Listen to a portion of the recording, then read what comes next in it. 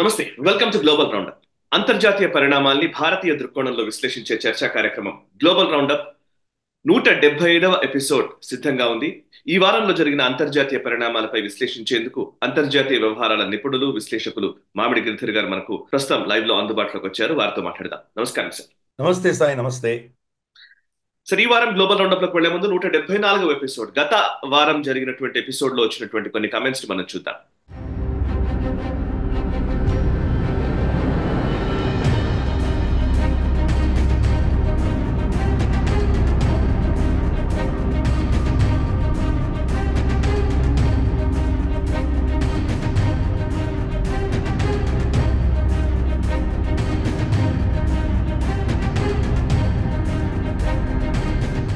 So చూసారు కదా, గత వారం ఎపిసోడ్ లోని కొన్ని కమెంట్స్. 175వ ఎపిసోడ్ లోకి వెళదాం. ఈ వారం చాలా ఇంపార్టెంట్ డెవలప్మెంట్స్ కనబడుతూ ఉన్నాయి. వాటి గురించి మనం డిస్కస్ చేసే ముందు నేషనలిస్ట్ హబ్ ని సబ్స్క్రైబ్ చేసుకునే ప్రేక్షకులు ఇమీడియట్ గా సబ్స్క్రైబ్ చేసుకోండి అండ్ ఈ వీడియోని పూర్తిగా చూడండి.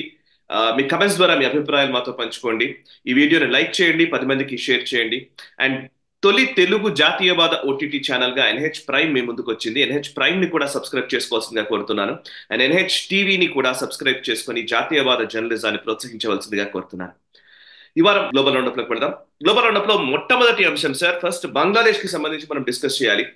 బంగ్లాదేశ్ ఇస్కాన్ స్వామీజీ చిన్మయ్ దాస్ ని అరెస్ట్ చేయడము, తదనంతర పరిణామాలు మనం చూస్తూనే ఉన్నాం. అక్కడ ఒక రకంగా చెప్పాలంటే మొన్న కొన్ని విజువల్స్ నేను చూస్తూ చాలా ఆవేశంగా హిందువులు రోడ్ల మీదకి వచ్చి అరెస్ట్ కి వ్యతిరేకంగా నిరసనలు తెలిపిన విజువల్స్ మనం చూసాము. అండ్ ఇంకొక వైపు అక్కడే హిందువుల పైన దాడులు విపరీతంగా జరుగుతూ ఉన్నాయి అండ్ ఆలయాల పైన దాడులు జరుగుతూ ఉన్నాయి. ఇవేవి బయట ప్రపంచానికి తెలియకుండా దాన్ని కప్పిపెట్టే ప్రయత్నం కూడా ఇంకోవైపు చేస్తూ ఉన్నారు. భారత ప్రభుత్వం రియాక్ట్ అయింది. భారత ప్రభుత్వం అధికారికంగానే ఈ అంశాన్ని చాలా సీరియస్ గానే పరిగణలోకి తీసుకుంటున్నట్టుగా స్టేట్మెంట్స్ ఇచ్చింది. ఇదొక వైపు అయితే ఇస్కాన్, బంగ్లాదేశ్ ఇస్కాన్ ఏమో చిన్మయ్ దాస్ ని డిజోన్ చేసుకుంటూ ఆయన ఇస్కాన్ లో ఎటువంటి బాధ్యతల్లో లేరు అని చెబుతూ ఉన్నారు. బట్ ఇంటర్నేషనల్ ఆర్గనైజేషన్ కి సంబంధించిన బాడీ ఏమో చిన్మయ్ దాస్ కి సపోర్ట్ గా నిలుస్తామంటున్నారు. సో ఏం జరుగుతోంది హిందువులకు సంబంధించి బంగ్లాదేశ్ లో? ఇది చాలా సీరియస్ పరిణామాలు ఈ వారంలో చోటు చేసుకున్న వాటి గురించి ఒకసారి తెలియజేస్తారా? నిజంగా చాలా భయంకరమైనటువంటి దృశ్యాలు మనం చూస్తున్నాము. ఎస్పెషలీ చిట్టగాంగ్ ప్రాంతంలో చాలా అటాక్స్ జరుగుతున్నాయి. చిట్టగాంగ్ నగరంలోనే 3 ఆలయాల మీద దాడులు జరిగినాయి. లోక్నాథ్ ఆలయంలో 2 వాటి మీద దాడులు జరిగినాయి. అలాగే ఇంకొక కాళీ అమ్మవారి ఆలయం మీద దాడి జరిగింది. అక్కడ ఉన్నటువంటి ఇస్కాన్ ప్రేరేపిత, ఇస్కాన్ సమర్థనతోటి జరుగుతున్నటువంటి హిందూ ఏదైతే ధర్నాలు ఉన్నాయో వాటిని నిరసిస్తూ దానికి వ్యతిరేకంగా కొన్ని శక్తులు వచ్చి దాన్ని ఎదుర్కొనేసరికి ఈ ఘర్షణలో ఒక లాయర్ చనిపోయారు. లాయర్ని వీళ్ళే చంపారు, ఊచకోత కోసారు, అతని తల నరికారు అని చెప్పేసి అభియోగం మోపి ఇస్కాన్ని టెర్రరిస్ట్ ఆర్గనైజేషన్గా పరిగణించాలి, దీన్ని బ్యాన్ చేయాలి అని చెప్పి ఒత్తిళ్లు మొదలయ్యాయి. శుక్రవారం రోజు వాళ్ళ నమాజ్ అయిన తర్వాత హిఫాజత్ ఏ బంగ్లాదేశ్ అన్నటువంటి కొన్ని సంస్థలు వీళ్ళందరూ కలిసి ఇస్కాన్ని బ్యాన్ చేయాలి అని చెప్పి వాళ్ళు నినాదాలు చేయడము, మాస్కుల ముందు వాళ్ళు ధర్నాలు చేయడం ఇవన్నీ చూస్తున్నాం మనం. అలాగే రాత్రిపూట ఎస్పెషలీ వీళ్ళు హిందూ బహుళ ఇలాకా ఏదైతే ఏరియాస్ ఉన్నాయో అక్కడంతా కూడా దాడులు చేస్తున్నారు. చాలా దారుణమైన పరిస్థితి ఉన్నట్టుండి ఎస్కలేట్ అయింది. అఫ్ కోర్స్ షేక్ హసీనా వెళ్ళిపోయిన తర్వాత వీళ్ళ మీద కొంత దాడులు జరిగిన నేపథ్యం తర్వాత కొంత చల్లబడినట్టే మనకు అనిపించింది. కానీ సడన్ గా ఉన్నట్టుండి మళ్ళీ గత 3-4 రోజులుగా కనుక విపరీతమైన దాడులు జరుగుతున్నాయి. ఎస్పెషలీ స్వామి చిన్మయ్ కృష్ణ దాస్ గారిని అరెస్ట్ చేసిన తర్వాత ఇంకా విపరీతంగా ఈ దాడులన్నీ పెరిగినాయి. అలాగే చూస్తే కనుక మనకు వాళ్ళ హైకోర్టు ని ఎవరో ప్రభుత్వం ఆశ్రయించి దీన్ని బ్యాన్ చేయమని అడిగితే కానీ హైకోర్టు ఏం చెప్పిందంటే ఇది మా పరిధిలో రాదు, ఇది అడ్మినిస్ట్రేటివ్ డెసిషన్, మీరు తీసుకోండి, మాకు దీనికి సంబంధం లేదు. కాబట్టి ఇప్పుడు ప్రభుత్వం ఏమో చర్చించట్లేదు అని వాళ్ళు అఫీషియల్ స్టేట్మెంట్ ఇచ్చారు. కానీ వాళ్ళు ఫైనల్ గా ఎటువంటి నిర్ణయం తీసుకుంటారని చెప్పడం చాలా కష్టం. ఇది చూస్తే కనుక అసలు అక్కడ పరిస్థితి చాలా విషమిస్తోంది. షేక్ హసీనా కూడా స్పందించి ఇటువంటి సీనియర్ నేతను అరెస్ట్ చేయడం అన్నది, అలాగే మనకు అక్కడ ఉన్నటువంటి మైనారిటీలు ఎవరైతే ఉన్నారో మైనారిటీ కమ్యూనిటీస్ అన్ని కూడాను మాస్కులు కానీ మనకు అహ్మదియా కమ్యూనిటీకి సంబంధించిన మస్జిద్లు కానీ వీటిని కూడా అటాక్స్ చేయడం అన్నది చాలా దారుణము. మైనారిటీస్కి రక్షణ కలిగించాలి, ఈ ప్రభుత్వం ఫెయిల్ అయింది అంటూ ఆవిడ కూడా స్పందించారు. సో దీంతో భారత ప్రభుత్వం కూడా చాలా తీవ్రంగా స్పందిస్తూ దీన్ని మేము నిరసిస్తున్నాము. అంటే అఫీషియల్గా భారత ప్రభుత్వం ఒక దేశ అంతర్గత చట్టాలకు సంబంధించిన విషయంలో జోక్యం చేసుకోలేదు కాబట్టి స్వామి చిన్మయ కృష్ణదాస్కి న్యాయం జరిగేలాగు ఓపెన్ కోర్టులో అతనికి ఆ, పారదర్శకంగా అతని కోర్టులు నిర్ణయిస్తాయి, వాళ్ళ లీగల్ ప్రాసెస్ సరిగా జరుగుతుందని మేము భావిస్తున్నామని చెప్పి వాళ్ళు స్టేట్మెంట్ ఇచ్చారు. కానీ వీళ్ళ మీద జరుగుతున్న దాడులు, వీళ్ళ పట్ల జరుగుతున్నటువంటి అత్యాచారాల్ని బంగ్లాదేశ్ ప్రభుత్వం కంట్రోల్ చేయాలి అని వాళ్ళు స్పష్టంగా వాళ్ళు ఒక స్టేట్మెంట్ ఇవ్వడం మన ఏదైతే మన భారత ప్రభుత్వం నుంచి మన ఎంఈఏ స్పోక్స్ పర్సన్ అని చెప్పారు. అలాగే ఇస్కాన్ బంగ్లాదేశ్ స్వామి చిన్మయ కృష్ణదాస్ మాకు ఇస్కాన్తో సంబంధం లేదు అన్నటువంటి స్టేట్మెంట్ వచ్చింది. దాంట్లో వాళ్ళు చెప్పింది ఏంటంటే అతనికి ఎటువంటి అధికారిక హోదా లేదు అని వాళ్ళు చెప్పారు.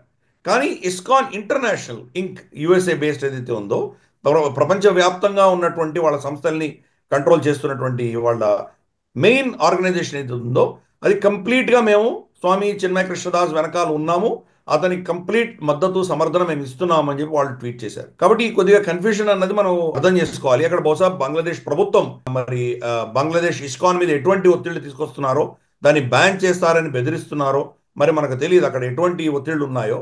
దాంతో వాళ్ళ స్టేట్మెంట్ ఇచ్చారు. కానీ అల్టిమేట్గా ఇస్కాన్ ఇంటర్నేషనల్ మాత్రం మేము చిన్మయ కృష్ణదాస్ ని కంప్లీట్గా సమర్థిస్తున్నామని వాళ్ళు స్టేట్మెంట్ ఇచ్చారు. బంగ్లాదేశ్లో జరుగుతున్నటువంటి ఇస్కాన్ వ్యతిరేకంగా జరుగుతున్నటువంటి చర్యలను నిరసిస్తూ ఇక్కడ మన దేశంలో పశ్చిమ బెంగాల్లో కూడా ఇస్కాన్కి సంబంధించినటువంటి శిష్యులు వాళ్ళ సంస్థలు అన్నీ కూడాను ఇక్కడ ధర్నాలు అవన్నీ చేశాయి. కానీ దౌర్భాగ్యవశాత్తు మనం చూస్తే కనుక ద మేజర్ హిందూ ఆర్గనైజేషన్స్ మన దేశంలో పెద్దగా స్పందించలేదు. ఏదో ఫోటో ఆప్స్గా కొంత ఏదో అక్కడక్కడ జరిగినాయి. కానీ పెద్ద ఎత్తున భారతదేశంలో కూడా బంగ్లాదేశ్లో జరుగుతున్నటువంటి ఈ నిరసనలు, దాడులు, వీళ్ళ మీద జరుగుతున్నటువంటి అత్యాచారాలకు నిరసనగా భారతదేశంలోని హిందూ సమాజం మొత్తం కూడా నిలబడవలసిన ఆవశ్యకత ఉన్నది. ఈరోజు అతి దారుణమైన పరిస్థితులు మనం అక్కడ చూస్తున్నాము. వాటిని సెన్సార్ చేస్తోంది ప్రభుత్వం. భారత మీడియాలో తప్పుగా చూపిస్తున్నారు, అంతగా ఏం జరగట్లేదు అక్కడ అని వాళ్ళు చెప్పి దాన్ని మసిపూసే ప్రయత్నం వాళ్ళు చేస్తున్నారు. అయినా కానీ కూడా మనకు ఈ విజువల్స్ లీక్ అయ్యి వస్తున్నాయి. అవి చూస్తే కనుక చాలా విషాదకరంగా ఉన్నాయి అవన్నీ కూడాను. హిందూ సమాజమే వాళ్ళని రక్షించుకోవడానికి రాత్రి అంతా కూడా గస్తీలు తిరుగుతున్నారు. వాళ్ళు అంటే ఒక టర్న్స్లో వాళ్ళ యువకులందరూ కలిసి వీధుల్లో వాళ్ళు గస్తీలు తిరిగి రక్షణ కలిగించే పరిస్థితులు అక్కడ ఉన్నాయి మనకు. కాబట్టి మరి వాళ్ళ సమర్థనకు ఈ రోజు నిలబడకపోతే మరి హిందూ సమాజం ఎప్పుడు నిలబడుతుందో నాకు అర్థం కావట్లేదు.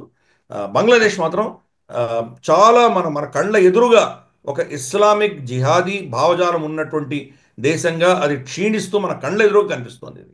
అది అక్కడ జరుగుతున్నటువంటి దౌర్భాగ్యమైనటువంటి పరిస్థితి. రైట్. నేను ఇందాక కూడా ట్విట్టర్లో వీటిలో చూస్తూ ఉన్నాను. యాక్చువల్లీ కొన్ని హ్యాండిల్స్ కొంతమంది గురించి కొన్ని వార్తా కథనాలు వస్తున్నాయి. యాక్చువల్లీ ఇందులో ఈవెన్ హిందూ అమ్మాయిలు, అబ్బాయిలు ఎవరైతే షేక్ హసీనా ప్రభుత్వం పోవాలని కోరుకున్నటువంటి వ్యక్తులు కూడా ఆ ప్రొటెస్ట్ లో, విద్యార్థుల ప్రొటెస్ట్ అంతకుముందు జరిగిన దాంట్లో పాల్గొన్న వాళ్ళు కూడా హిందువులు ఉన్నారు అక్కడ బంగ్లాదేశ్ లో కొంతమంది. సో వాళ్ళు బ్రెయిన్ వాష్డ్ యూత్ అనుకోవాలా ఏమనుకోవాలా తెలియదు, కానీ వాళ్ళకి పూర్తిగా ఇప్పుడు జరిగే విధానం ఏంటో అర్థం కాకపోవడమో తెలియదు. కానీ షేక్ హసీనా వెళ్ళిపోయిన తర్వాత అదే విద్యార్థుల మీద దాడులు జరిగిన విజువల్స్ కూడా మనకు కనబడుతున్నాయి.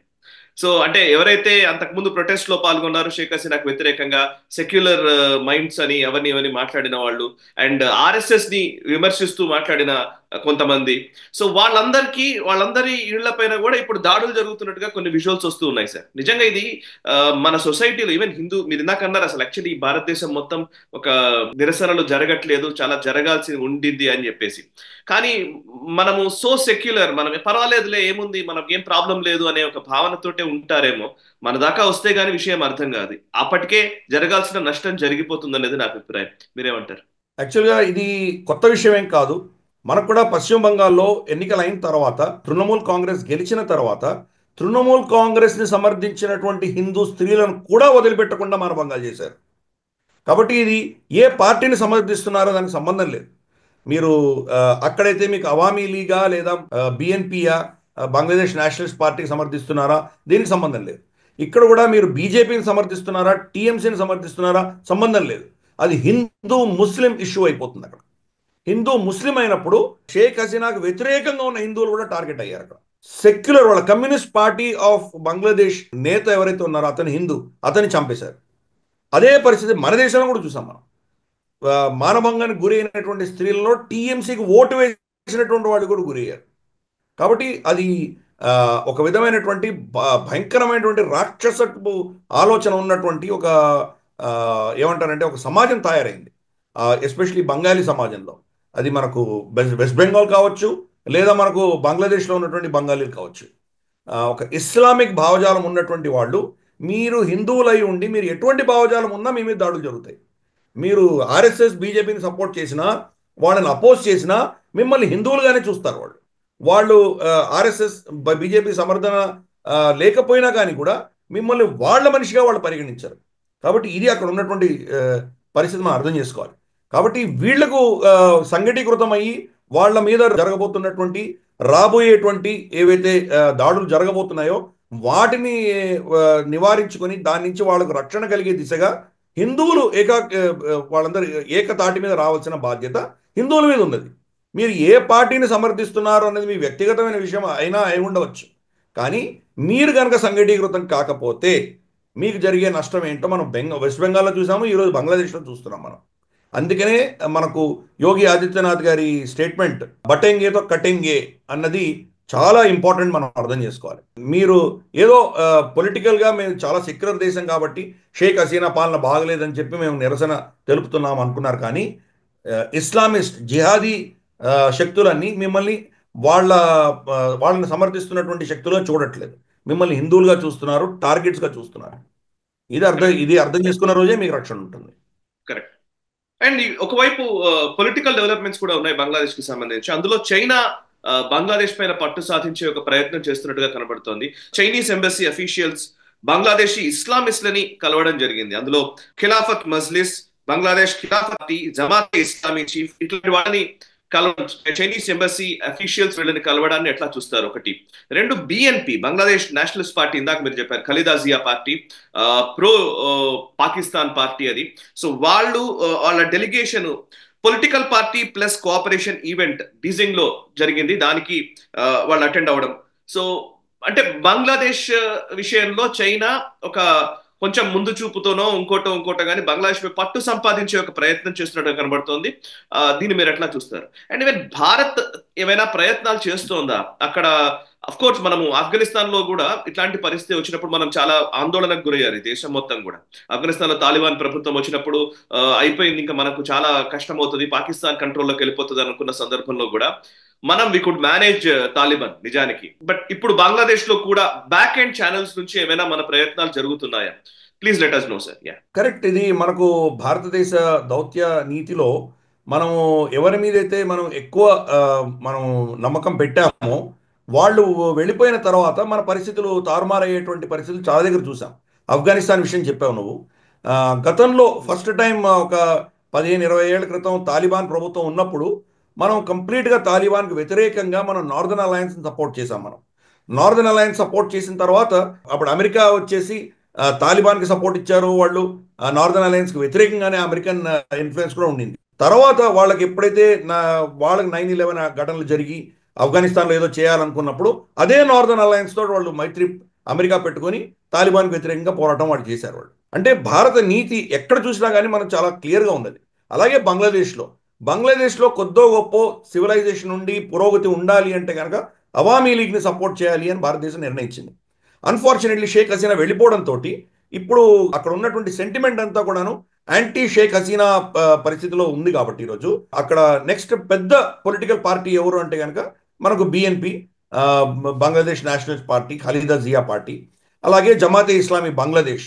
ఈ రెండు పార్టీలు చాలా కీలకంగా తయారైనాయి. కాబట్టి అన్ని దేశాలు కూడా వీళ్ళతోటి ఒక విధమైనటువంటి సంబంధం పెట్టుకునే ప్రయత్నం చేస్తున్నారు. బెయిజింగ్ అదే చేస్తోంది, భారతదేశం అదే చేస్తోంది. మనం ట్రాక్ 2 ఛానల్లో బిఎన్పి తోటి కొంత సంబంధాలు పెట్టుకునేటువంటి ప్రయత్నాలు మనం చేస్తున్నాం. తాలిబాన్తో కూడా మనం అటువంటి సంబంధాలు పెట్టుకున్నాం. కాబట్టి ఈరోజు ఆఫ్ఘనిస్తాన్లో మనకు ఒక విధమైనటువంటి ఫుట్ హోల్డ్ ఉన్నది. ఆఫ్ఘనిస్తాన్ మనకి ఇప్పుడు కూడా గౌరవిస్తున్నది.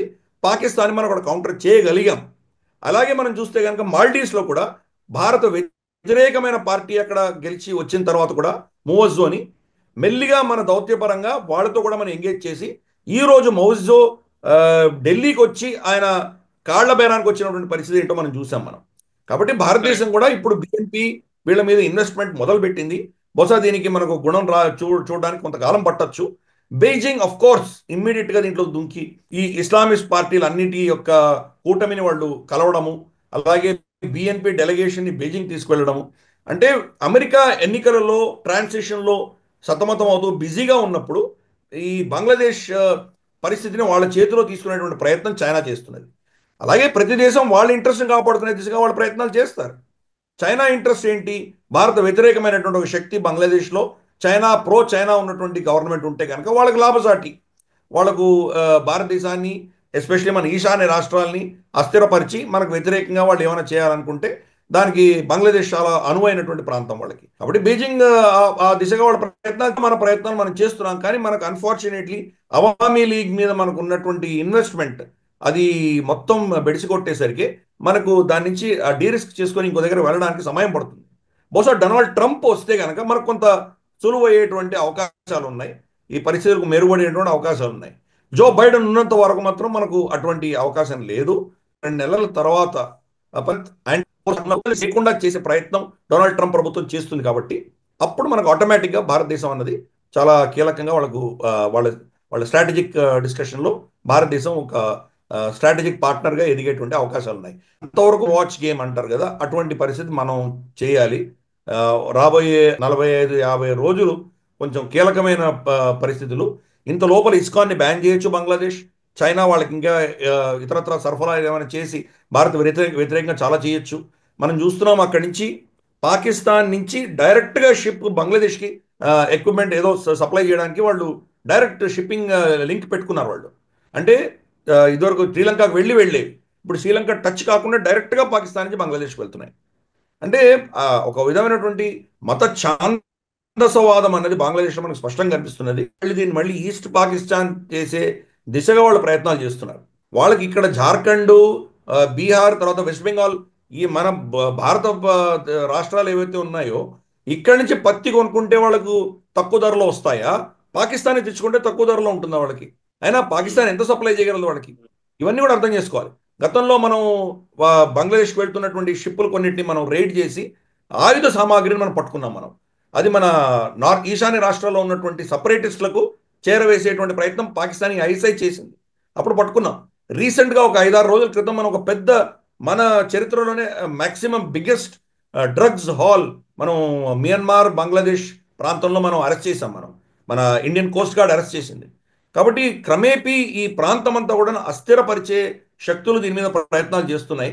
దాంట్లో చైనా ఆఫ్ కోర్స్ వాళ్ళ పాత్ర కూడా ఉంటుంది, తప్పకుండా ఉంటుంది. ఈ ప్రాంతం అంతా అస్థిరంగా ఉంటే కనుక చైనాకు ఇంకొక థ్రెట్ తగ్గిపోతుంది కదా, వాళ్ళు తైవాన్ మీద దాని మీద ఫోకస్ పెట్టచ్చు. భారతదేశం మన చుట్టుపక్కల ఉన్నటువంటి మన ఎవరైతే నైబర్స్ ఉన్నారో వీళ్ళతో మనం సతమతం అవుతూ ఉంటే కనుక మనము చైనాకి, బీజింగ్కి ఒక థ్రెట్గా ఉండము అన్నటువంటి ప్రయత్నాలు చైనా చేస్తోంది. కాబట్టి ప్రతి ఒక్కరూ వాళ్ళ ఇంట్రెస్ట్ కాపాడుకునే దిశగా బంగ్లాదేశ్లో చేస్తున్నారు. అన్ఫార్చునేట్లీ మనకు కొంత సెట్ బ్యాక్ అన్నది మనం ఇప్పుడు ఉన్నది. బహుశా ట్రంప్ వచ్చిన తర్వాత దీన్ని ఏమైనా మళ్ళీ ఇంప్రూవ్ చేసే పరిస్థితులు వస్తాయేమో చూడాలి. ఇక పాకిస్తాన్ సంబంధించిన విషయాల్లోనే పాకిస్తాన్ లో ఇమ్రాన్ ఖాన్ కు అనుకూలంగా గవర్నమెంట్ కి వ్యతిరేకంగా విపరీతమైన నిరసనలు జరుగుతున్నాయి. ఇమ్రాన్ ఖాన్ ను తక్షణమే విడుదల చేయాలంటూ నిరసనలు జరుగుతున్నాయి. ఇది గత వారం మనము డిస్కస్ చేశాము. సో ఇప్పుడు వాళ్ళ పైన, నిరసనకారుల పైన ఉక్కుపాదం మోపింది ప్రభుత్వం, అక్కడి ప్రభుత్వము. ఆల్మోస్ట్ నిజానికి నేను ఫస్ట్ టైం నేనైతే ఎప్పుడు చూడలేదు, ఆ షిప్ కంటైనర్లు తీసుకొచ్చి మరి రోడ్లని బ్లాక్ చేసి ఆపే ప్రయత్నాలు చేయడము. ఒక అతను అయితే యాక్చువల్లీ అక్కడ నమాజ్ చేస్తున్నటువంటి వ్యక్తిని కూడా తోసేస్తుంటే ఆయన తల పగిలి చచ్చిపోయాడు. సో ఆ విజువల్స్ ఇవన్నీ మనం చూస్తున్నాం. అక్కడ చాలా దారుణమైన పరిస్థితులు ఉన్నాయి. సో మొత్తానికి అంటే కొంత వెనక్కి తగ్గినట్టుగా తెలుస్తుంది నిరసనకారులే. విపరీతమైన ఉక్కుపాదం మోపిన పరిస్థితులు, మానవ హక్కులు, వీర హక్కులు ఎవరు మాట్లాడడానికి కూడా ఇప్పుడు అసలు దాని గురించి అసలు ఎవరు అటువైపు కూడా చూడట్లేదు. అదే భారత్ లో ఇటువంటి జరిగితే మాత్రం మామూలుగా ఉండేది కాదు నాయిస్. సో పాకిస్తాన్ లో జరుగుతున్న ఈ ప్రొటెస్ట్లు, తదనంతర పరిణామాలు, ప్రస్తుతం ఏం జరుగుతుందో ఒకసారి చెప్తారా సార్? అంటే ఇక్కడ పాకిస్తాన్లో ఇంత అతి దారుణంగా, కిరాతకంగా వీడిని ఈ యొక్క ర్యాలీని వాళ్ళు అణిచివేసిన తర్వాత మొత్తం వెస్ట్రన్ ప్రపంచం అంతా కూడాను ఏమి నోరు మెదలకుండా కూర్చున్నారే, అది పెద్ద హిపోక్రసీ.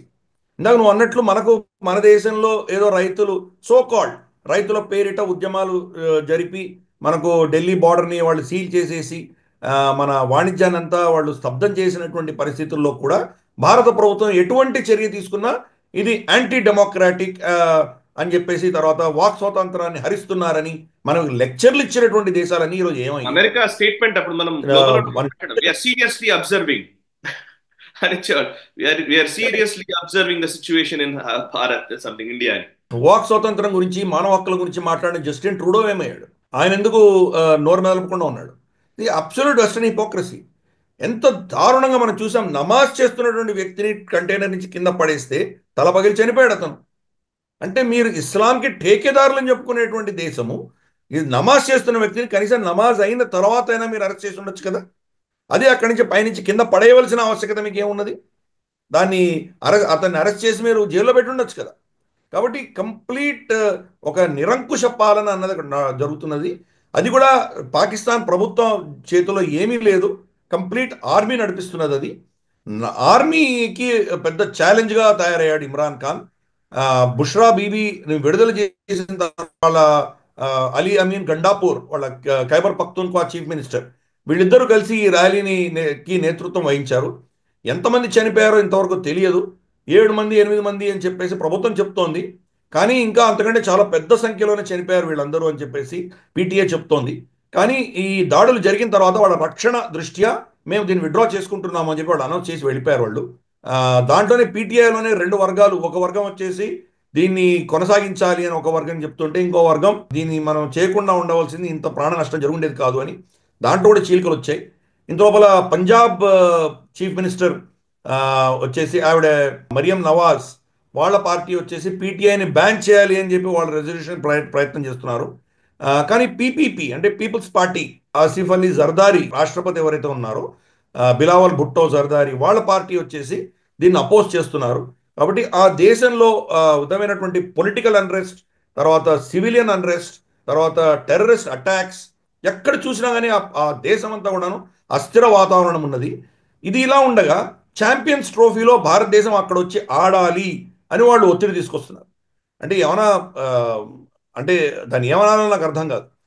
మీ దేశంలో మీకే సురక్షగా లేరు, మీకు రక్షణ లేదు, మీకు ఎప్పుడు ఏం జరుగుతుందో మీకు తెలియదు. పంజాబ్లో ఏమో ఇమ్రాన్ ఖాన్ పార్టీ దాడులు జరుగుతున్నాయి, బలూచిస్తాన్ ఏమో కంప్లీట్గా స్తబ్దమైపోయింది. ఖైబర్ పఖ్తూన్ఖ్వాలో వచ్చేసి ఖుర్రం ఏజెన్సీలో ఇప్పుడు 100 పైగా చనిపోయారు షియా సున్నీ గొడవల్లో. టీటీపీ దాడులు చేస్తోంది. మరి ఇటువంటి పరిస్థితుల్లో ఛాంపియన్స్ ట్రోఫీ నడిపించేటువంటి పరిస్థితి మీకెక్కడున్నది? మీ ప్రజలకే రక్షణ లేదే. కానీ వీళ్ళ మీద ఐసీసీ మీద ఒత్తిడి తీసుకొచ్చే ప్రయత్నం చేస్తున్నారు. ఏదో బహుశా నిర్ణయిస్తుంది ఐసీసీ వచ్చేసి పాకిస్తాన్కి చెప్పింది అది, భారతదేశం మాత్రం అక్కడ పార్టిసిపేట్ చేయదు. మీరు కనుక హైబ్రిడ్ మోడల్కి ఒప్పుకోకపోతే అప్పుడు ఇంకా బహుశా ఐసీసీ ఛాంపియన్షిప్ పాకిస్తాన్ నుంచి కూడా కంప్లీట్గా తీసేసినా మనం ఆశ్చర్యపడక్కర్లేదు. కాబట్టి ఈరోజు పాకిస్తాన్ అక్కడ వచ్చేటువంటి క్రికెట్ టీమ్స్ ఎవరైతే ఉన్నారో వాళ్ళకి రక్షణ కలిగిస్తుందా అనే పెద్ద ప్రశ్న పుడుతున్నది. చూద్దాం. ఇమ్రాన్ ఖాన్ ఈ యొక్క ర్యాలీ మీద జరిగినటువంటి దాడులకు ఎంక్వైరీ పెడతామని చెప్తున్నారు. కానీ ఆ సీక్రెట్స్ అన్ని ఎవరు ఆ నిర్ణయాలు తీసుకున్నారని ప్రభుత్వంలోనే ఉంటాయి కాబట్టి ఆ సీక్రెట్స్ ఎవరు బయట పెట్టరు. కాబట్టి ఎంక్వైరీ పెట్టినా పెట్టకపోయినా దానివల్ల వచ్చేటువంటి లాభమేం లేదు. అసలు కంప్లీట్గా కొలాప్స్ అయినటువంటి పాకిస్తాన్ యొక్క పరిస్థితి ఈరోజు మనం చూస్తున్నాము. వాళ్ళ ఆర్మీకి కానీ వాళ్ళ పొలిటికల్ ఎస్టాబ్లిష్మెంట్ కానీ ఇమ్రాన్ ఖాన్ అనేది ఒక పెద్ద ఛాలెంజ్గా తయారయ్యాడు. మరి రాబోయే రోజుల్లో మరి ఇమ్రాన్ ఖాన్ని బతకనిస్తారా, లేదా ఇమ్రాన్ ఖాన్ని ఏదో నెపంతో జైల్లోనే హార్ట్ అటాక్ వచ్చిందనో ఏదో చూసి అతన్ని ఎలిమినేట్ చేసే ప్రయత్నాలు కూడా జరుగుతున్నాయని మనకు తెలుస్తోంది. మరి బుష్రా బీబీని కూడా అరెస్ట్ చేస్తారా మళ్ళీ? ఇవన్నీ కూడా రాబోయే రోజుల్లో ఆ దేశం ఏ దిశగా వెళ్తుంది అనేది మనకు స్పష్టంగా కనిపిస్తున్నది. కంప్లీట్గా సర్వనాశనం అయ్యేటువంటి దిశగానే ప్రయాణం చేస్తున్నది పాకిస్తాన్. దానివల్ల మనకు కూడా హెడేక్స్ పెరిగేటువంటి ప్రమాదం ఉన్నది. అందుకని మన ప్రభుత్వం చాలా క్లియర్గా చెప్పింది, మా క్రికెటర్స్ మాత్రం పాకిస్తాన్కి వెళ్ళరు, మీరేం చేస్తారో చేసుకోండి అని ఐసీసీకి, పాకిస్తాన్ క్రికెట్ బోర్డుకి స్పష్టంగా చెప్పాం. మనం చూద్దాం ఏ నిర్ణయాలు వస్తాయో, ఫైనల్గా వెయిట్ చూద్దాం. Right sir. ఇక మరొక వైపు international organization for migration IOM ఒక రిపోర్ట్ ని విడుదల చేసింది. అందులో పాకిస్తాన్ నుంచి 40% మంది ప్రజలు పాకిస్తాన్ నుంచి వెళ్లిపోవడానికి సుముఖంగా ఉన్నట్టుగా ఆ రిపోర్ట్ చెబుతోంది. సో ఇది నిజంగా చాలా పెద్ద నెంబర్. అండ్ అంతేకాదు, ఈ మధ్య కాలంలోనే గత 3-4 సంవత్సరాల్లోనే పాకిస్తాన్ నుంచి యూరప్ కి వలస వచ్చిన వాళ్ళ సంఖ్య విపరీతంగా పెరిగిందనేది కొన్ని నంబర్స్ చెప్తున్నాయి. So almost 100 million Pakistanis European లో ఉన్నారు అనేది ఒక అంచనా. అంటే నిజానికి ఇంతకుముందు అసలు అంటే పాకిస్తాన్ ఆల్మోస్ట్ యూరోప్ లో ఒక భాగంగా మారిపోవడాన్ని ఎట్లా చూస్తారు? అండ్ ఇది పెద్ద థ్రెట్ కదా, ఈవెన్ యూరోప్ కే పెద్ద కష్టం ఒకటి. అండ్ పాకిస్తాన్ నాశనం అయిపోతున్న పరిస్థితులు, ఎక్కడ ఏ దేశం నాశనం అయిపోయినా అని Europe and western countries pain ని తీసుకోవాల్సి వస్తుంది, తద్వారా ఆ సొసైటీలు కొలాప్స్ అవుతున్న పరిస్థితి. సో మీరేం చెప్తారు? అఫ్ కోర్స్ యూరోప్ చేసిన పాపానికి వాళ్ళు మూల్యం చెల్లించుకుంటున్నారు. గతంలో యూరోప్ ప్రపంచవ్యాప్తంగా వాళ్ళ కాలనీస్ పెట్టుకొని చాలా మందిని పీడించి వాళ్ళ దగ్గర నుంచి మొత్తం వనరులన్నీ కొల్లగొట్టినటువంటి పరిస్థితులు మనకు తెలుసు. యూకే కావచ్చు, జర్మనీ కావచ్చు, ఫ్రాన్స్ కావచ్చు, పోర్చుగల్, స్పెయిన్, ఇటలీ, వీళ్ళందరికీ కూడాను కాలనీస్ ఉండేవి ప్రపంచవ్యాప్తంగా. సో కాబట్టి మీరు మంచి నెరేటివ్ చెప్పారు. చాలా మంచి నెరేటివ్ ఇది యాక్చువల్లీ. ఇప్పుడు ఇప్పుడు యూరోపే ఒక కాలనీగా మారిపోతుందంట, Islamic colony. Correct. So ultimate గా ఆ క్యాన్సర్ అన్నది వాళ్ళలో కూడా వచ్చేసింది. దాంతో వాళ్లే కంప్లీట్ కొలాప్స్ అయ్యేటువంటి పరిస్థితి. వచ్చే 50 సంవత్సరాల్లో ఇప్పుడున్నటువంటి క్రిస్టియన్ యూరోప్ అన్నది ఉండదు, కంప్లీట్ ఇస్లామైజ్ అయిపోతుంది అని అందరూ ప్రెడిక్ట్ చేస్తున్నారు. ఫ్రాన్స్ ఆల్రెడీ మనం చూస్తున్నాం, వాళ్ళు చేయి జారిపోతున్నది. అలాగే మనకు బెల్జియం, నెదర్లాండ్స్, మన గీర్ట్ వైల్డర్స్ లాంటి వాళ్ళు ఈరోజు ఎందుకు పాపులర్ అయ్యారు వాళ్ళు. అలాగే మనం చూస్తే కనుక మెరీన్ లపెన్ కావచ్చు, లేదా మనకు జార్జో మెలోని కావచ్చు, రైట్ వింగర్స్ ఎందుకు పాపులర్ అవుతున్నారు? క్రమేపీ ఆ సొసైటీ అంతా క్షీణిస్తున్నది. కాబట్టి వచ్చే 50-60 సంవత్సరాల్లో నిజంగా షరియా లా ఇంపోజ్ చేసేటువంటి పరిస్థితి యూరోప్లో మనం ఆల్రెడీ చూస్తున్నాం మనం. కాబట్టి ఈ పరిస్థితులలో దానికి పెద్ద కంట్రిబ్యూషన్ ఎక్కడి నుంచి వస్తుంది అంటే కనుక పాపులేషన్ వైజ్ పాకిస్తాన్ చాలా పెద్దది. Of course first north Africa నుంచి వెళుతున్నారు చాలామంది యూరోప్కి. మనకు లిబియా, తర్వాత మొరక్కో ప్రాంతాల నుంచి, మనకు నార్దర్న్ ఆఫ్రికా నుంచి, హార్న్ ఆఫ్ ఆఫ్రికా నుంచి, మనకు సుడాన్, ఇథియోపియా, లైబీరియా, ఇక్కడి నుంచి అందరూ వెళ్తున్నారు. నెక్స్ట్ అన్నిటికంటే పెద్ద కంట్రిబ్యూషన్ ఎక్కడి నుంచి వస్తుంది అంటే కనుక మన అఖండ భారతం నుంచి వస్తుంది. అంటే బేసిక్గా మనకు ఆఫ్ఘనిస్తాన్, పాకిస్తాన్, బంగ్లాదేశ్, ఈ 3 దేశాల నుంచి కూడా అక్కడ ఇమిగ్రేషన్ వెళ్తున్నది. మేజర్లీ 80%, 85% ఇది ఇల్లీగల్ ఇమిగ్రేషన్ వెళ్తున్నది అక్కడికి. వీళ్ళు టర్కీ గుండా వెళ్తారు, లేదా యుఏఈ మీద వెళ్తారు, లేదా ల్యాండ్ రూట్లో వీళ్ళు ఆఫ్ఘనిస్తాన్ దాటి అలా మెల్లిమెల్లిగా ఇరాక్, ఇరాన్ దాటుకుంటూ వాళ్ళు యూరోప్లో ఎంటర్ అయ్యేటువంటి పరిస్థితులు కూడా చూస్తున్నాం మనం. సంవత్సరానికి రమారమి 3 లక్షల మంది పాకిస్తాన్ నుంచి వెళ్తున్నారు అని మనకు తెలుస్తుంది. పాకిస్తాన్లో ఉన్న ప్రాబ్లం ఏంటంటే ఏ దేశమైనా సుస్థిరంగా ఉండాలంటే కనుక ఇక్కడ చదువుకున్నటువంటి వాళ్ళు, పని చేయగలిగినటువంటి వాళ్ళు ఏ దేశంలో ఉంటారో ఆ దేశానికి పురోగతి ఉంటుంది. ఆ దేశంలో పని చేయగలిగినటువంటి యువత వెళ్ళిపోతుంది, చదువుకున్నటువంటి వాళ్ళు వెళ్ళిపోతున్నారు.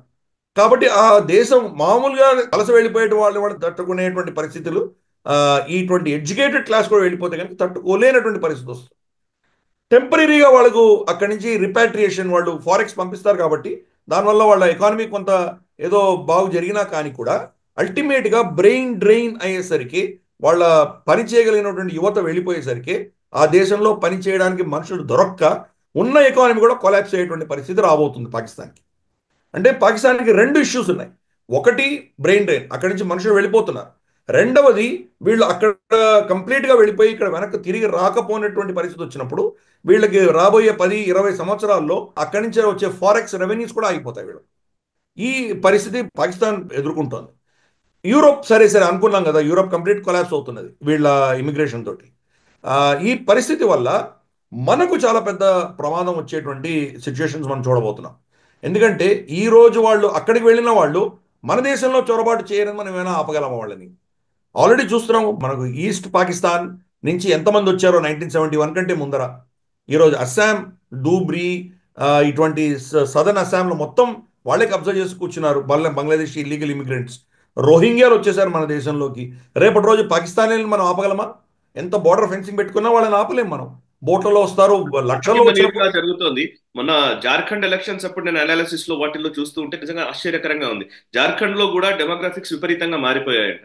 సో అక్కడ ట్రైబల్స్ అని అంటారు కదా, అక్కడ చాలా వరకు బంగ్లాదేశ్ నుంచి, వెస్ట్ బెంగాల్ నుంచి వచ్చిన వాళ్ళు చాలా మంది, అందులో అక్కడ సెటిల్ అయిపోయిన వాళ్ళు ఓటు హక్కులు కలిగిన వాళ్ళు చాలా మంది ఉన్నారు అనేది కూడా ఒకటి వచ్చింది. అంతేకాదు, ఈవెన్ కాంగ్రెస్ ప్రభుత్వంలో అస్సాంలో ఒక మినిస్టర్, అతను ఇల్లీగల్ ఇమిగ్రెంట్, ఇక్కడ ఆధార్ కార్డు తీసుకొని కంటెస్ట్ చేసి గెలిచి మినిస్టర్ కూడా అయ్యాడు. సో ఈరోజు పరిస్థితి భారతదేశం మీద కూడా ఈ రిపర్కషన్ అనేది ఉండబోతుంది. యూరోప్ కంప్లీట్గా కొలాప్స్ అయిపోయి యూరోప్లో వీళ్ళకు ఇంకా పెద్దగా లేదు అనుకున్నప్పుడు ఎదుగుతున్నటువంటి భారతదేశము అది వాళ్ళకు ఒక పెద్ద ఆపర్చునిటీగా ఉండి మళ్ళీ అక్కడి నుంచి ఇమిగ్రేషన్ భారతదేశంలోకి వచ్చేటువంటి ప్రమాదం ఉన్నది. కాబట్టి పాకిస్తాన్ కొలాప్స్ ఆ సమాజం కొలాప్స్, ఆ దేశం కొలాప్స్ అవుతున్న దృష్ట్యా అక్కడి నుంచి వలస వెళ్ళడం అన్నది సహజము. ఆ వలస ప్రస్తుతానికి యూరోప్కి వెళ్తున్నారు. రేపటి రోజు భారతదేశంకి వచ్చినా మనం దాన్ని ఆశ్చర్యపడక్కర్లేదు. ఆల్రెడీ ఇల్లీగల్ ఇమిగ్రెంట్స్ తోటి మనకు చరిత్ర ఉన్నది కాబట్టి పాకిస్తాన్ నుంచి కూడా తయారైందంటే మన పరిస్థితి ఏంటి? అందుకని మనం చాలా కేర్ఫుల్గా ఉండాలి. ఈ రిపోర్ట్ అన్నది ఒక విధమైనటువంటి వేకప్ కాల్ కింద మనం భావించాలి. ఇదేదో యూరోప్కి మాత్రమే ప్రమాదం కాదు, మన దేశానికి కూడా రాబోతున్న ప్రమాదానికి సూచికగా మనం భావించాలి. Right sir. ఇక్కడ చైనాకు సంబంధించిన ఒక వార్తలోకి వద్దాం. చైనీస్ డిఫెన్స్ మినిస్ట్రీ చెప్పిన దాంట్లో చైనా ఒక military official, top military official ఎవరైతే అడ్మిరల్ మియావ్ హువా, MIAOHUA, ఆయన సెంట్రల్ మిలిటరీ కమిషన్ లో మెంబర్, అతన్ని టాప్ మిలిటరీ బాడీ నుంచి ఆయన తీసేసినట్టుగా ఒక వార్త వస్తోంది. సీరియస్ వయలేషన్స్ ఆఫ్ డిసిప్లిన్ కి సంబంధించి ఒక ఇన్వెస్టిగేషన్ కూడా జరుగుతోందని. దీన్ని మీరు ఎట్లా చూస్తారు? అంటే చైనాలో యాక్చువల్లీ షీ జిన్పింగ్ కి సంబంధించినటువంటి కార్యకలాపాలు, ఆయన వ్యవహార శైలి, వైఖరి, వీటి గురించి గ్లోబల్ రౌండప్ లో రెగ్యులర్ గా మాట్లాడుతూనే ఉన్నాం. సిసిపి ఏం చేస్తోంది, మిలిటరీ పైన పట్టు కోల్పోతుంది అని ఇంతకుముందు మనం మాట్లాడుతున్న సందర్భాలు కూడా ఉన్నాయి షీ జిన్పింగ్ కి సంబంధించి. సో టాప్ అఫీషియల్స్ ని తీసివేయడం, దాన్ని ఎట్లా చూస్తారు మీరు? కొంతమంది గాయాబైన సందర్భాలు ఉన్నాయి, ఎక్కడికి వెళ్ళారో కూడా తెలియదు. కొంతమంది మినిస్టర్స్ వాళ్ళ కీలకమైన పొజిషన్స్ లో పనిచేస్తున్న వాళ్ళు. ఇప్పుడు ఈ పరిణామాన్ని ఎట్లా అర్థం చేసుకోవాలి చెప్తారా? గతంలో మనం చూసాము, గత 2 సంవత్సరాల్లో వేయ్ ఫాంగి అండ్ లీ షాంగ్ఫు ఇద్దరు డిఫెన్స్ మినిస్టర్ని తీసేశాడు ఆయన, షీ జిన్పింగ్. అలాగే వాళ్ళ రాకెట్ ఫోర్స్లో ఉన్నటువంటి కంప్లీట్ సీనియర్ లీడర్షిప్ని ప్రక్షాళన చేసి ఆయన, రాకెట్ ఫోర్సెస్ అంటేనే మనకు అది ఆర్మీకి సంబంధించినటువంటి విషయం, వాళ్ళ మిసైల్స్ తర్వాత ఇవన్నీ హ్యాండిల్ చేసేటువంటి వాళ్ళని తీసేసి నేవీ నుంచి తీసుకొచ్చి పెట్టాడు ఆయన. అంటే కంప్లీట్ ఆర్మీ ఇన్ఫ్లుయెన్స్ లేకుండా ఉండాలి అనే దిశగా ప్రయత్నం చేశాడు. లేటెస్ట్ దాంట్లో మనకు అడ్మిరల్ మియావ్ హువా అన్నటువంటి వ్యక్తి సెంట్రల్ మిలిటరీ కమిషన్లో ఉన్నటువంటి వ్యక్తి. సెంట్రల్ మిలిటరీ కమిషన్ అన్నది వాళ్ళ ఏమంటారంటే చైనాలో మిలిటరీ బాడీ, అది మొత్తం వాళ్ళ సైన్యాన్ని కంప్లీట్గా కంట్రోల్ చేసేటువంటి ఒక ఆర్గనైజేషన్ ఈ సిఎంసి చైర్మన్ షీ జిన్పింగ్. కాబట్టి అటువంటి హయ్యెస్ట్ డెసిషన్ మేకింగ్ బాడీలో ఉన్నటువంటి ఈ వ్యక్తిని ఆయన మీద ఇన్వెస్టిగేషన్స్ మొదలుపెట్టి పక్కన తప్పించారంటే కనుక పరిస్థితి ఎంత విషమించిందో మనం అర్థం చేసుకోవచ్చు. దీంట్లో మనకు సత్యాసత్యాలు మెల్లిగా వస్తాయి. ఇప్పటికి తెలిసింది ఏంటంటే బహుశా కరప్షన్ దృష్ట్యా ఆయన పక్కన పెట్టారు అంటున్నారు. కరప్షన్ కంటే కూడా ఎక్కువ లాయల్టీ చాలా కీలకమైంది అని మనకు తెలుస్తుంది. అంటే షీ జిన్పింగ్ ఎప్పుడు కూడా ఆయన భయపడుతూ ఉంటాడు. తనకు వ్యతిరేకంగా ఆర్మీలో ఏదో ఒక కుట్ర జరుగుతుంది, తనను తీసేటువంటి ప్రయత్నం వీళ్ళు చేస్తున్నారు అన్నటువంటి భయం ఆయన వెంటాడుతూనే ఉంది చాలా కాలంగా. అందుకనే చిన్న అనుమానం వచ్చినా వాళ్ళని తీసేస్తున్నాడు. కాబట్టి దీంట్లో కరప్షన్ పేరిట తనకు బహుశా ఛాలెంజ్ ఉన్నటువంటి వ్యక్తి అని భావించినందుకు తీసేసినట్టు మనం అనుకోవాలి. ఈవెన్ రాకెట్ ఫోర్సెస్ కూడా పాత చైనీస్ గ్రంథాల్లో రాసింది, ఒక బాణం వేసి ఒక పెట్టను కొడుతున్నటువంటి ఒక చిత్రం ఉన్నది. ఆ చిత్రం, ఆ పెయింటింగ్ ఏదైతే ఉందో చాలా వైరల్ అయింది. అది ఆ వైట్ బర్డ్ అన్నది యాక్చువల్గా చైనాలో షీ జిన్పింగ్ అన్న పదానికి సరిపోతుందని అంటారు. బాణంతో కొట్టి దాన్ని చంపుతున్నటువంటి దృశ్యం అది. బాణం అంటే ఇక్కడ రాకెట్ ఫోర్సెస్ కింద ఆయన దాన్ని కన్వర్ట్ చేసుకున్నాడు, దాన్ని డెఫినేషన్ ఇచ్చాడు ఆయన. కాబట్టి రాకెట్ ఫోర్స్ తనని చంపుతారు అన్నటువంటి భయం షీ జిన్పింగ్ లో ఉన్నది. కాబట్టి దాని దృష్ట్యా ఈ ఆర్మీలో ప్రక్షాళన కంటిన్యూస్గా చేస్తూనే ఉన్నాడు ఆయన. ఎస్పెషలీ ఇప్పుడు సిఎంసీనే అటాక్ చేశాడంటే ఆయనకు చాలా సన్నిహితులైనటువంటి వాళ్ళు, ఆయనే ఎన్నుకొని నిర్ణయించి ఎన్నుకొని పెట్టినటువంటి వ్యక్తులను కూడా ఆయన ఈరోజు నమ్మట్లేదంటే ఈరోజు చైనాలో ఎటువంటి పరిస్థితి ఉందో మనం అర్థం చేసుకోవచ్చు. ప్లస్ కరప్షన్ అనేది భయంకరంగా ఉన్నది ఆ దేశంలో. మనం రాకెట్ ఫోర్స్లో ఒక ఆడిట్ చేస్తే కనుక దాంట్లో పెట్టవలసిన ఇంధనం బదులు నీళ్లు పెట్టారని తెలుస్తుంది కొన్ని రాకెట్స్లో. అంటే ఆ పైసలన్నీ వాళ్ళు ఎంత కరప్షన్ చేశారో, ఎంత తినేశారో మనకు తెలియట్లేదు. కాబట్టి ఈరోజు చైనాలో ఉన్నటువంటి పరిస్థితి ఎప్పటికీ ఏదో సడన్గా మనం షీ జిన్పింగ్ని ఎవరో చంపేశారనో లేదా టేక్ ఓవర్ చేశారనో మనం పరిస్థితి అంత విషమించింది చైనాలో. మనకే చాలా తీవ్రమైనటువంటి పరిస్థితులు, పిఎల్ఏ కావచ్చు, ఆయన పిఎల్ఏఎన్ నేవీ కావచ్చు, పిఎల్ఏ ఎయిర్ ఫోర్స్ కావచ్చు, వీళ్ళందరినీ కూడా వీళ్ళలో లాయల్టీయే ముఖ్యం.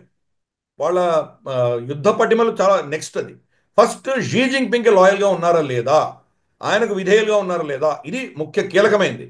దాంట్లో ఎటువంటి సమస్య, ఎటువంటి అనుమానం ఉన్నా వాళ్ళని తీసేస్తున్నాడు ఆయన. సరే, ఇక నెక్స్ట్ అంశము ఇజ్రాయెల్ కి సంబంధించిన వార్తా కథనాలు ఉన్నాయి. ముఖ్యంగా ఇజ్రాయెల్ అండ్ లెబనాన్ మధ్య సీజ్ ఫైర్ అమల్లోకి వచ్చింది. మనం గత వారం డిస్కస్ చేశాం. సీజ్ ఫైర్ అనేది చర్చల్లో ఉంది, కాల్పుల విరమణకు సంబంధించి అంగీకరించే అవకాశం ఉందని మీరు గత వారం చెప్పారు. ఇప్పుడు అమల్లోకి వచ్చింది. అయితే అమల్లోకి వచ్చింది కానీ సీజ్ ఫైర్ వైలేషన్స్ కూడా జరిగాయి. అందులో ఇజ్రాయలీ ఫోర్సెస్ నవంబర్ 28 రోజున అటాక్ చేసినట్టుగా తెలుసు. సదరన్ లెబనాన్ లోని కొన్ని లొకేషన్స్ పైన అటాక్ చేసినట్టుగా తెలుస్తోంది. అండ్ ఎందుకు చేశారు అని అంటే కనుక వాళ్ళ చర్యలు అక్కడ కనబడ్డాయి, మా మీద దాడి చేస్తున్నారు కాబట్టి చేస్తారేమోనన్న అవి ఉన్నాయి కాబట్టి దాని నేపథ్యంలో దాడి చేశామని చెప్పి ఐడిఎఫ్ ప్రకటన ఇచ్చింది. సో సస్పెక్ట్స్ అని వాళ్ళు అంటున్నారు, ప్రెజెన్స్ ఆఫ్ సస్పెక్ట్స్ అని చెప్పేసి వాళ్ళు చెప్తున్నారు. సో సీజ్ ఫైర్ ఒకవైపు, సీజ్ ఫైర్ వయలేషన్స్ ఒకవైపు ఇదే వారంలో నెలకొన్నాయి. అండ్ నెతన్యాహు చాలా బ్లేమ్ ఎదుర్కోవాల్సిన పరిస్థితి వచ్చింది. ఇప్పుడు నెతన్యాహు పైన కూడా విపరీతమైన ఒత్తిడి నెలకొంది, అక్కడ ఇన్వెస్టిగేషన్స్ జరగడము. అండ్ ఓవరాల్ గా కూడా నెతన్యాహు కొంత ఇబ్బందికరమైన పరిస్థితుల్లోనే ఉన్నట్టుగా ప్రస్తుత వరకైతే సమాచారం ఉంది. హిజ్బుల్లా తోటి ఇజ్రాయెల్ క్యాబినెట్ ఒక విధమైనటువంటి అప్రూవల్ తోటి హిజ్బుల్లా తోటి ఒక సీజ్ ఫైర్ అనేది వీళ్ళు ఒప్పుకున్నారు వాళ్ళు. కానీ దాంట్లో కండిషన్స్ ఏమున్నాయంటే కనుక హిజ్బుల్లా కనుక ఎటువంటి చర్య మళ్ళీ ఇజ్రాయెల్కి వ్యతిరేకంగా చేసినా మళ్ళీ ఆ సీజ్ ఫైర్కి వ్యతిరేకంగా ఇజ్రాయెల్ ప్రభుత్వము, ఇజ్రాయెల్ ఆర్మీ చర్యలు తీసుకోవచ్చు అని చెప్పి వాళ్ళకు ఒక విధమైనటువంటి దాంట్లో కండిషన్ పెట్టుకున్నారు. ఇజ్రాయెల్ ఏం చెప్తోందంటే కనుక వాళ్ళ లెబనాన్ సదర్న్ బార్డర్ అంటే ఇజ్రాయలీ నార్దర్న్ బార్డర్ దగ్గరగా కొంతమంది హెజ్బుల్లా ఫైటర్స్ వాళ్ళు అక్కడ వచ్చారు, వాళ్ళు అక్కడి నుంచి వాళ్ళు ఫైర్ చేయడానికి సిద్ధపడుతున్నారు అని వీళ్ళకి ఇన్ఫర్మేషన్ వచ్చింది కాబట్టి వీళ్ళు రిటాలియేట్ చేశారని చెప్తున్నారు. కొన్ని రాకెట్స్ ఫైర్ చేశారు, కొన్ని డ్రోన్స్ ఫైర్ చేశారు, ఇటువంటివన్నీ కూడా కథనాలు వినబడుతున్నాయి మనకి. హిజ్బుల్లా అన్నది మరి ఒక సెంట్రల్ కమాండ్ అయితే వాళ్ళకి లేదు. వాళ్ళ లీడర్షిప్ అందరినీ కూడా పేజర్లతోటి ఇతరత్ర వీటితోటి వాళ్ళని చంపేసినటువంటి ఉదంతాలు మనకు తెలుసు. కాబట్టి దాంట్లో కొన్ని వర్గాలు బహుశా ఎవరి మాట వినకుండా స్వచ్ఛందంగా వాళ్ళు ఏమైనా మరి దాడులు చేస్తున్నారా అనే ప్రశ్నలు కూడా పడుతున్నాయి మనకి. ఏదేమైనా కానీ కూడా అల్టిమేట్గా ఒక సీజ్ ఫైర్ అనేది రెండు వర్గాలు, రెండు సైడ్స్ ఒప్పుకున్నాయి. ఒక 10 రోజులు చూసి 10 రోజుల తర్వాత మరి సీజ్ ఫైర్ కొనసాగించాలా వద్దా అని తర్వాత ఆలోచన చేద్దామని అనుకున్నారు. ఏ సీజ్ ఫైర్ అయినా కానీ జనరల్గా కొంత ఇనీషియల్ స్టేజ్లో కన్ఫ్యూజన్స్ ఉండేటువంటి ప్రమాదాలు ఉన్నాయి. ఎందుకంటే వాళ్ళ ఫ్రంట్ లైన్ క్యాడర్కి ఆ ఇన్ఫర్మేషన్ పర్కులేట్ అవ్వకపోయి ఉండవచ్చు. కాబట్టి బహుశా ఈ 1-2 రోజుల తర్వాత ఇది మళ్ళీ స్టెబిలైజ్ అవుతుంది నేను అనుకుంటున్నాను. చూద్దాం మళ్ళీ 10 రోజులు సీజ్ ఫైర్ కూడా సక్సెస్ఫుల్గా ఉంటుందా, లేకపోతే ఇది ఇప్పుడే కొలాప్స్ అయిపోయి మళ్ళీ యుద్ధం దిశగా వెళ్తుందా వేచి చూడాలి మనం. అది ఇది ఇలా ఉండగా ఇజ్రాయెల్లోనే మనకు అక్టోబర్ 7, 2023లో జరిగినటువంటి దాడి దృష్ట్యా బెంజమిన్ నెతన్యాహు పాత్రని మనం ఇన్వెస్టిగేట్ చేయాలి అని చెప్పేసి దాని విక్టిమ్స్ ఎవరైతే ఉన్నారో, చనిపోయినటువంటి వ్యక్తులు కావచ్చు, వాళ్ళ బంధువులు ఎవరైతే హమాస్ కబ్జాలో ఉన్నారో వీళ్ళందరూ కలిసి ఒక కమిటీని ఏర్పాటు చేసి ఆ కమిటీ ఇన్వెస్టిగేషన్స్ చేసింది. ఆ ఇన్వెస్టిగేషన్ రిపోర్ట్ ఇప్పుడు రిలీజ్ అయింది. దాంట్లో బెంజమిన్ నెతన్యాహువే కీలకంగా ఆయన దీని యొక్క బాధ్యత వహించాలి అని చెప్పేసి ఆ రిపోర్ట్ చెప్తోంది. ఈయన చేసినటువంటి నిర్ణయాలు, ఈయన పాలిటిక్స్ దృష్ట్యా ఖతార్కి గాజాలో కంప్లీట్గా పైసలు పంపించే దిశగా ఈయన దాని పర్మిషన్స్ ఇచ్చారు. వీళ్ళందరినీ కూడాను క్రమేపీ ఇజ్రాయెల్ని రికగ్నైజ్ చేస్తారన్న దృష్ట్యా చాలా ఇటువంటి శక్తులన్నిటి కూడా ఆయన ప్రోత్సాహం ఇచ్చారు అని చెప్పేసి ఒక అభియోగం ఆయన మీద. అలాగే ఇంటెలిజెన్స్ వర్గాలని, ఆర్మీ చెప్తున్నటువంటి విషయాలను కూడా ఈయన బేఖాతరు చేసి ఈయన కొంత జాప్యం చేశారు, అక్కడ దేశ భద్రతకు భంగం కలిగించారు అని చెప్పేసి వాళ్ళు చెప్తున్నారు.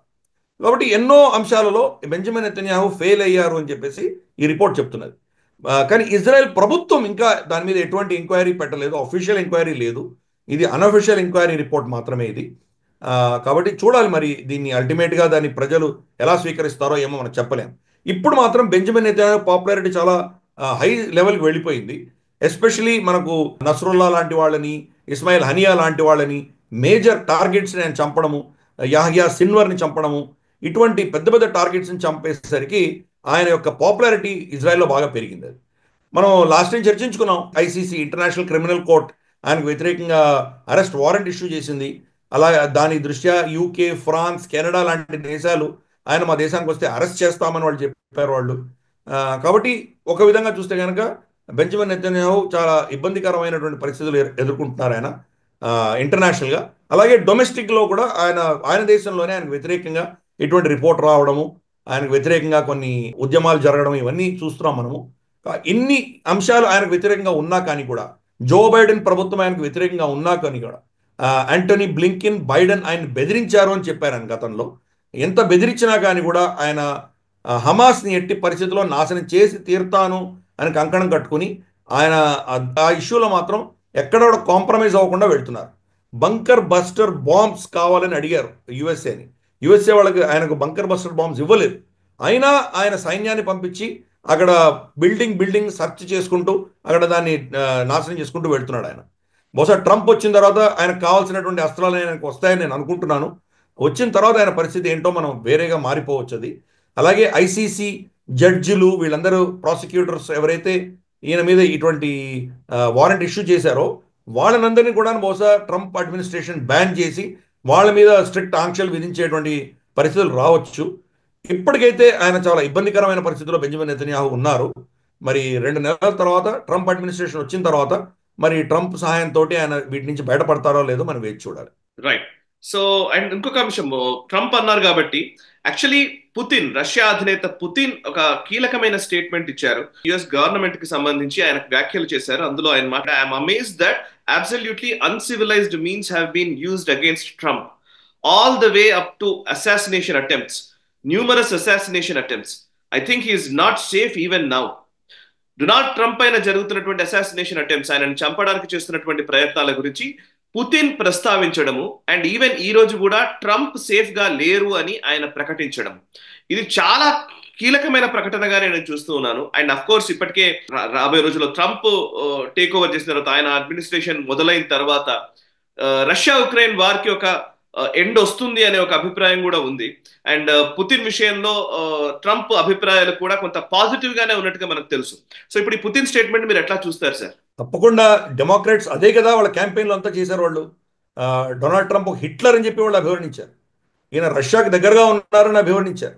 ఇన్ఫ్యాక్ట్ ఏఓసి ఆవిడ అలెగ్జాండ్రియా ఎవరైతే ఉన్నారో ఆవిడ ఇచ్చిన స్టేట్మెంట్ ఏంటంటే, తుల్సి గబార్డ్ కనుక వస్తే కనుక మన ఇంటెలిజెన్స్ అంతా కూడా రష్యాకి లీక్ అవుతుంది, అంటే వీళ్ళు రష్యాకు తొత్తులుగా వ్యవహరిస్తారు అన్నటువంటి ఒక నేరేటివ్ డెమోక్రాట్స్ తీసుకొచ్చారు. యాంటీ రష్యా సెంటిమెంట్స్ని వాళ్ళు ఓటర్స్లో రేకెత్తించేటువంటి ప్రయత్నం వాళ్ళు చేశారు. ఇప్పుడు మరి డొనాల్డ్ ట్రంప్ని సమర్థిస్తూ వ్లాడిమిర్ పుటిన్ ఇచ్చినటువంటి స్టేట్మెంట్ బహుశా దానికి వాళ్ళ సమర్థనగా వాళ్ళు చూడవచ్చు. కానీ అల్టిమేట్గా మనకు వ్లాడిమిర్ పుటిన్ ఇచ్చినటువంటి స్టేట్మెంట్లో తప్పేమున్నది? ఆయన ఉన్నటువంటి వాస్తవాన్ని స్పష్టంగా చెప్పారు కదా. డొనాల్డ్ ట్రంప్ని ఏ విధంగా హింసించారో మనం చూసాం కదా. ఎప్పుడో 20-25 ఏళ్ల క్రితం అంశాలను తీసుకొచ్చి ఆయన మీద ఈరోజు కేసులు పెట్టి ఆయన నిందితుడిగా దోషిగా నిలబెట్టి అంటగట్టి ఆయన మీద 100 కేసులు మోపి ఆయన ఏదో విధంగా ఎరకాటం పెట్టేటువంటి ప్రయత్నం చేస్తున్నారు వాళ్ళు. కాబట్టి వ్లాడిమిర్ పుటిన్ చెప్పినటువంటి స్టేట్మెంట్ ఆయన్ని ఎంత ఇబ్బంది పెట్టారు ఈ ఎన్నికల్లో.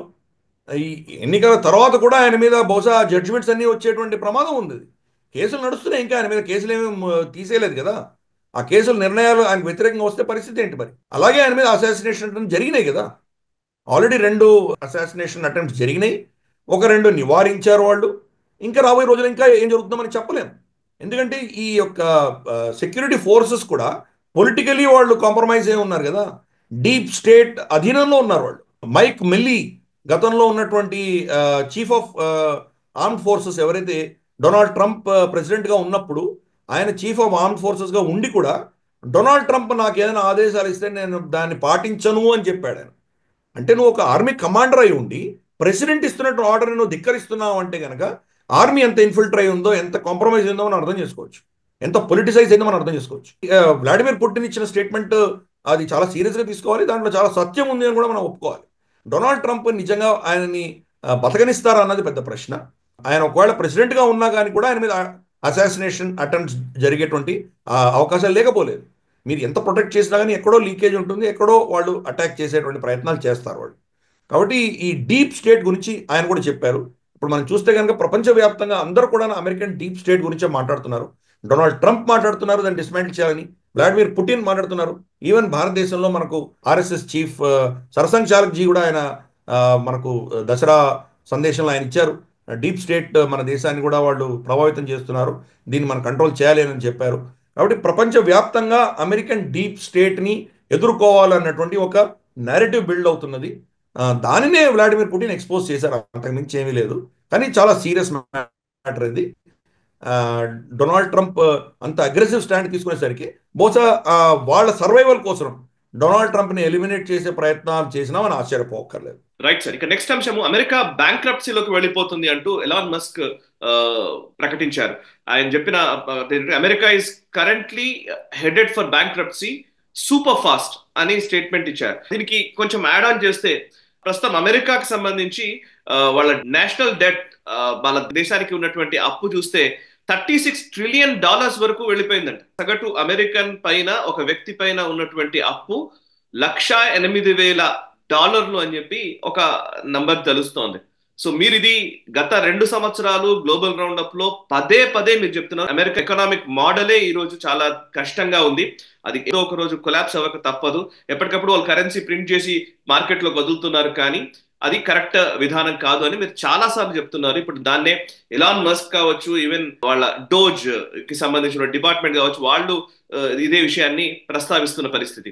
ఒకసారి ఎక్స్ప్లెయిన్ చేస్తారా దీన్ని ఎట్లా చూడాలి? ఇది మనం చాలా కాలంగా చర్చిస్తున్నాం మనం గ్లోబల్ రౌండప్లో. అదే ఎలాన్ మస్క్ కూడా చెప్పారు, American model consumption based model, అది ఇర్రెస్పాన్సిబుల్ కన్జంప్షన్. ఒక వ్యక్తి ₹100 కన్జ్యూమ్ చేయాలంటే వాళ్ళు ₹1000 కన్జ్యూమ్ చేస్తారు. విచ్చలవిడి కన్జంప్షన్ ఉంటుంది ఆ దేశంలో. అంటే వ్యక్తిగతమైన కన్జంప్షను, దేశవ్యాప్తంగా ఉన్నటువంటి కన్జంప్షను, ఓవరాల్ వాళ్ళ ప్రొడక్షన్, ఇవన్నీ కూడా చూస్తే కనుక అది సస్టైనబులే కాదు. అందుకనే వాళ్లకు ప్రతి కొన్ని సంవత్సరాల తర్వాత కన్జంప్షన్ కాన్స్టిపేషన్ వస్తుంది. ఈ పదాలు స్పష్టంగా మనం అర్థం చేసుకోవాలి. కాన్స్టిపేషన్ ఆఫ్ కన్జంప్షన్ అంటే అజీర్తి. మనకైతే ఎక్కువ భోజనం చేస్తే మనకి ఎలా వ్యక్తికి అజీర్తి వస్తుందో, అలాగే వాళ్ళ ఎకానమీ కూడా ఈ యొక్క అన్సస్టైన్డ్ కన్జంప్షన్, దాన్ని నిజంగా నియంత్రించలేనటువంటి కన్జంప్షన్ వల్ల ఆ ఎకానమీ క్రమేపీ కొలాప్స్ అవుతూ ఉంటుంది. అది దాని రెసిషన్లోకి వెళ్తుంది. రెసిషన్లోకి వెళ్ళంగానే ఆ ప్రభుత్వాలు ఏం చేస్తాయంటే ఆ దేశంలో ఉన్నటువంటి రెసిషన్ని ప్రపంచవ్యాప్తంగా డిస్ట్రిబ్యూట్ చేస్తారు. డాలర్లు ప్రింట్ చేసి ప్రపంచవ్యాప్తంగా దాన్ని డిస్ట్రిబ్యూట్ చేసేస్తారు. అలాగే వాళ్ళు అదే సమయంలో యుద్ధాలకు వెళ్తారు. అమెరికా చరిత్రలో మనం చూసామంటే 2 యుద్ధాల మధ్యన వాళ్ళ ఎకానమీ కొలాప్స్ అవుతుంది. ఎకానమీ కొలాప్స్ ఏంటంటే ఇంకెక్కడో ఒక దగ్గర వాళ్ళు యుద్ధాన్ని మొదలు పెడతారు. వాళ్ళు వార్ ఎకానమీ వల్లనే ఈరోజు అమెరికా సస్టైన్ అవుతున్నది. ప్రపంచవ్యాప్తంగా వాళ్ళు ఒక విధమైనటువంటి గూండా పాలన చేస్తేనే వాళ్ళ ఎకానమీ సస్టైన్ అవుతుంది. ఈ మోడల్ సస్టైనబులే కాదు. దీర్ఘకాలీనంగా చూస్తే కనుక అటువంటి మోడల్స్ పని చేయవు, ఎక్కడో కొలాప్స్ అవుతాయి. ఎందుకంటే వాళ్ళ కన్జంప్షన్కి ఒక లిమిటేషన్ ఉంటుంది. వాళ్ళకు భారతదేశం పాపులేషన్లో చూస్తే 25% కూడా వాళ్ళ పాపులేషన్ లేదు. కానీ భారతదేశం ఎంత కన్జ్యూమ్ చేస్తున్నారో దానికి 10 రెట్లు వాళ్ళు కన్జ్యూమ్ చేస్తున్నారు.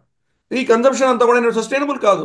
అందుకనే ఎలాన్ మస్క్ ఇచ్చిన స్టేట్మెంట్, వాళ్ళది $36 ట్రిలియన్ వాళ్ళ అప్పు ఉంది, వాళ్ళ అప్పులు ఉన్నాయి దేశానికి. అంటే సగటు అమెరికన్ నెత్తి మీద $1,08,000 ప్రతి సగటు అమెరికన్ నెత్తి మీద అప్పు ఉన్నది, వాడు యావరేజ్ అప్పు. ఇది క్రమేపీ పెరుగుతున్నది, చాలా త్వరితగతిన పెరుగుతున్నది అని వార్నింగ్ కూడా ఇచ్చాడు ఆయన. వాళ్ళ ఎకానమీ రమారమి చూస్తే కనుక $24-25 ట్రిలియన్ అయితే $36 ట్రిలియన్ వాళ్ళ అప్పులే ఉన్నాయి. అంటే ₹100 ఆదాయానికి, ₹100 ఎకానమీకి ₹125 అప్పులు ఉన్నాయి వాళ్ళకి. ఇది ఎలా సస్టైనబుల్ అవుతుంది? అది అన్ని అంచనాలు ఏం చెప్తున్నాయంటే వచ్చే కొన్ని సంవత్సరాల్లోనే అది 200% పెరిగేటువంటి ప్రమాదం ఉంది. మరి అటువంటి కంప్లీట్గా అప్పులు చేసినటువంటి సమాజం ఎంతకాలం బతకగలదు? దాన్ని కొన్ని రోజులు పోస్ట్పోన్ చేయగలమేమో, కానీ ఈ యొక్క కొలాప్స్ అన్నది దాన్ని కంప్లీట్గా దివాళా తీసేటువంటి పరిస్థితులు ఎక్కువ కాలం ఆపలేరు. బహుశా ఈ డొనాల్డ్ ట్రంప్ హయాం 4 సంవత్సరాలను తప్పించుకోవచ్చు, తర్వాత వచ్చే ప్రభుత్వం ఇంకో 4 సంవత్సరాలు తప్పించుకోవచ్చు. కానీ 8-10 ఏళ్లలో ఎప్పుడో ఒకప్పుడు కొలాప్స్ అయ్యి తీరుతుంది. దాన్ని ఇప్పుడే కంట్రోల్ చేయకపోతే ఆ దేశం దివాళా తీయడం ఖాయము. అందుకనే ఎలాన్ మస్క్ చెప్పినటువంటి స్టేట్మెంట్ తప్పు కాదు, చాలా కరెక్ట్ స్టేట్మెంట్. అది మనం యాక్చువల్గా చూసామంటే కనుక ఈ డిపార్ట్మెంట్ ఆఫ్ గవర్నమెంట్ ఎఫిషియన్సీ, డాజ్ అని పెట్టింది దానికోసం పెట్టారు. అనవసరమైనటువంటి ఖర్చులు ఆ ప్రభుత్వం చేస్తున్నది. రమారమి $2-3 ట్రిలియన్ సంవత్సరానికి అనవసరమైన ఖర్చులు పెడుతున్నారు వాళ్ళు. అందుకనే ఆ ఖర్చులన్నీ తగ్గించి దాన్ని కంప్లీట్గా ఆపేసే దిశగా వివేక్ రామస్వామిని, ఎలాన్ మస్క్ని ఆయన నియమించారు. రాబోయే రోజుల్లో ప్రభుత్వ ఖర్చులు తగ్గించే దిశగా వీళ్ళు నిర్ణయాలు తీసుకుంటారు. అలాగే యుద్ధాలు చేయించి యుద్ధాలకు అప్పులు ఆ దేశపు ట్యాక్స్ పేయర్స్ మీద మోపి ఆ పైసలను ఆ యుద్ధం చేస్తున్నటువంటి దేశం గుండా రౌండ్ ట్రిప్పింగ్ చేసి హవాలా ట్రాన్సాక్షన్స్ తోటి డిఫెన్స్ ఇండస్ట్రీస్ బాగుపడుతున్నాయి. డిఫెన్స్ ఇండస్ట్రీస్ పొలిటికల్ లీడర్స్కి వాళ్ళు ఫండింగ్ ఇస్తున్నారు. కాబట్టి ఈ నెక్సెస్ని బ్రేక్ చేస్తాను అని చెప్పి డొనాల్డ్ ట్రంప్ చెప్పారు. కాబట్టి చూద్దాం మరి ఆయన నిజంగా సాధించగలరా, లేదా ఆయనను చేయనివ్వకుండా ఈ డీప్ స్టేట్ ఆపుతుందా, వేచి చూడాలి. ఒకవేళ ఆయన కనుక ఫ్లాప్ అయితే పర్యవసానం చాలా దారుణంగా ఉంటుంది. ఆ అమెరికన్ ఎకానమీ అన్నది బ్యాంక్రప్ట్ అయ్యి తీరుతుంది. అది ఇప్పుడవుతుందా, ఒక దశకం తర్వాత అవుతుందా అని చెప్పలేం. కానీ అల్టిమేట్గా ఆ మోడలే ఫెయిల్డ్ మోడల్. అది ఆ మోడల్ సస్టైనబుల్ కానే కాదు, ఫెయిల్ అయ్యి తీరుతుంది. అది చూద్దాం మరి. ఇంత లోపల డొనాల్డ్ ట్రంప్ ఈ వచ్చే 4 సంవత్సరాల్లో దాన్ని ఏమైనా సరిదిద్దే దిశగా వీళ్ళు నిర్ణయాలు తీసుకొని దాన్ని ఏమైనా కొంచెం కాపాడగలరేమో వేచి చూద్దాం. ఓకే సార్, ఇక నెక్స్ట్ అంశం, ఇది చాలా ఇంపార్టెంట్, యాక్చువల్లీ ఒక ఇంపార్టెంట్ డెవలప్మెంట్ గానే కనిపిస్తుంది. మార్క్ జకర్బర్గ్, ఎవరైతే ఫేస్బుక్ అధినేత మార్క్ జకర్బర్గ్ డెమోక్రాట్ పార్టీకి హెల్ప్ చేసినట్టుగా ఆయన్నే కన్ఫెస్ చేశారు ఒక సందర్భంలో. అయితే ఇప్పుడు ట్రంప్ ని కలవడం జరిగింది. మార్క్ జకర్బర్గ్ డొనాల్డ్ ట్రంప్ ని కలవడాన్ని మీరు ఎట్లా చూస్తారు? అండ్ సిలికాన్ వ్యాలీకి సంబంధించి టాప్ మోస్ట్ ఎవరెవరైతే మేజర్ ఎంటిటీస్ ఉన్నాయో అవన్నీ కూడా కొంత ట్రంప్ వైపు ఒక పాజిటివ్ సిగ్నల్స్ కి పంపే ప్రయత్నమే చేస్తున్నట్టుగా కనబడుతోంది. జెఫ్ బెజోస్, ఎవరైతే అమెజాన్ కి సంబంధించినటువంటి అధినేత బెజోస్, వాషింగ్టన్ పోస్ట్ ఏమో అమెరికా అధ్యక్ష ఎన్నికలకు ఎవరికి సపోర్ట్ చేయాలన్న విషయంలో, ఎవరికి సపోర్ట్ చేయకూడదన్న నిర్ణయం బెజోస్ తీసుకున్నాడు. అప్పుడు మనం డిస్కస్ కూడా చేసాం దీంట్లో. అంటే ఇండైరెక్ట్ గా ట్రంప్ వైపు కొంత అనుకూల అయినటువంటి సిగ్నల్స్ పంపించినట్టుగా కనిపించింది. అండ్ ఈవెన్ గూగుల్, మైక్రోసాఫ్ట్ ఇవన్నీ కూడా ట్రంప్ ని కంగ్రాచులేట్ చేస్తూ తర్వాత ఆయన ఎన్నిక తర్వాత పెట్టిన ట్వీట్ చేస్తూ. సో ఈ కార్పొరేట్ కంపెనీస్ అన్ని డెమోక్రాట్స్ కి అనుకూలంగా ఉంటాయి అనే ఒక అభిప్రాయం ఉన్న నేపథ్యంలో జకర్బర్గ్ మీట్ ని ఎలా చూస్తారు? అండ్ మిగతా కార్పొరేట్ కంపెనీస్ కూడా ట్రంప్ శిబిరంలోకి రావడానికి ఏమైనా ఆసక్తి చూపుతున్నట్టుగా భావించాలా, లేకపోతే ఇందులో కూడా ఏమైనా మతలబు ఉందా? ప్లీజ్ కొంచెం అనలైజ్ చేయండి. సిలికాన్ వ్యాలీ మొత్తం కూడా కంప్లీట్ గా డెమోక్రాట్ సపోర్టర్స్ వాళ్ళు. దాంట్లో ఒకరో ఇద్దరో మనకు ఎలాన్ మస్క్ లాంటి వాళ్ళు. ఎలాన్ మస్క్ ని మనం యాక్చువల్గా మనం సిలికాన్ వ్యాలీలో కన్సిడర్ చేయకూడదు. ఆయన ఎందుకంటే బ్రిక్ అండ్ మోటార్ కంపెనీకి సంబంధించినటువంటి వ్యక్తి. ఆయన టెస్లా కార్ ఉన్నది, స్పేస్ ఎక్స్ ఉన్నది. సరే, ఆయన ట్విట్టర్ని కొనడం అన్నది ఇన్సిడెంటల్, కానీ ఆయన ఈ యొక్క క్లబ్లో, ఈ యొక్క కూటమిలో ఆయన మెంబర్ కాదు. ఆయన ఈ గూగుల్, అమెజాన్, తర్వాత మనకు మైక్రోసాఫ్ట్, మనకు ఫేస్బుక్, మెటా, వీళ్ళందరి యొక్క కూటమిలో కంప్లీట్గా డెమోక్రాట్ సమర్థన ఇచ్చేటువంటి వ్యక్తులే ఉన్నారు. వాళ్ళే దాన్ని నడిపించారు. ఇన్ఫ్యాక్ట్ నేను గూగుల్లో పనిచేసేటప్పుడు గూగుల్ హెడ్ క్వార్టర్స్లో మన ఓపెన్ కామన్ స్పేసెస్ ఉంటాయి కదా, అక్కడ బుషిజమ్స్ అని, అప్పుడు ఇంకా బుష్ ప్రెసిడెంట్గా ఉండేవారు. బుష్ని తిడుతూ, బుష్ని క్రిటిసైజ్ చేస్తూ, అవహేళన చేస్తున్నటువంటి పోస్టులన్నీ కూడా మొత్తం వాళ్ళ ఆఫీస్ నిండా పెట్టేవాళ్ళు పొద్దున్నే. అంటే అంత anti Republicans and pro Democrat భావజాలం ఉన్నటువంటి కంప్లీట్ ఇండస్ట్రీ ఏదైనా ఉందంటే కదా ఐటీ ఇండస్ట్రీ. ఇన్ఫ్యాక్ట్ మనకు చూస్తే కనుక ట్విట్టర్, తర్వాత మనకు ఫేస్బుక్, ఇద్దరు కూడా సిట్టింగ్ ప్రెసిడెంట్, ఇంకా ఆయన ప్రెసిడెంట్షిప్ వదలలేదు, ఇంకా ఆయన జో బైడెన్ టేక్ ఓవర్ అవ్వలేదు. అయినా కానీ ఈయనను కంప్లీట్గా ఈ రెండు ప్లాట్ఫామ్స్ నుంచి, ఫేస్బుక్ నుంచి, ట్విట్టర్ నుంచి పర్మనెంట్గా ఆయన తీసేశారు అక్కడి నుంచి. టెర్రరిస్ట్ ఆర్గనైజేషన్ ఐసిస్ఎల్ దగ్గర నుంచి, మనకు తాలిబాన్ దగ్గర నుంచి తీసుకొని, తర్వాత మనకు జమాతే ఇస్లామీ కావచ్చు, మనకు జైషే మహమ్మద్ కావచ్చు, వీళ్ళందరి యొక్క ట్విట్టర్ హ్యాండిల్స్ తీయంగా లేని డొనాల్డ్ ట్రంప్ని తీసేశారు వీళ్ళు. అంటే వీళ్ళలో ఎంత యాంటీ రిపబ్లికన్ హేట్రెడ్ ఉందో మనం అర్థం చేసుకోవచ్చు. ఇన్ఫ్యాక్ట్ కంప్లీట్గా మెటా అంటే మనకు ఈరోజు ఉన్నటువంటి ఫేస్బుక్, ఇన్స్టాగ్రామ్, వాట్సాప్, ఇవన్నీ కూడాను డెమోక్రాట్ పార్టీకి ఒత్తాసు పలికినట్టు స్వయాన మార్క్ జకర్బర్గ్ కాంగ్రెషనల్ హియరింగ్లో ఒప్పుకున్నారు ఆయన.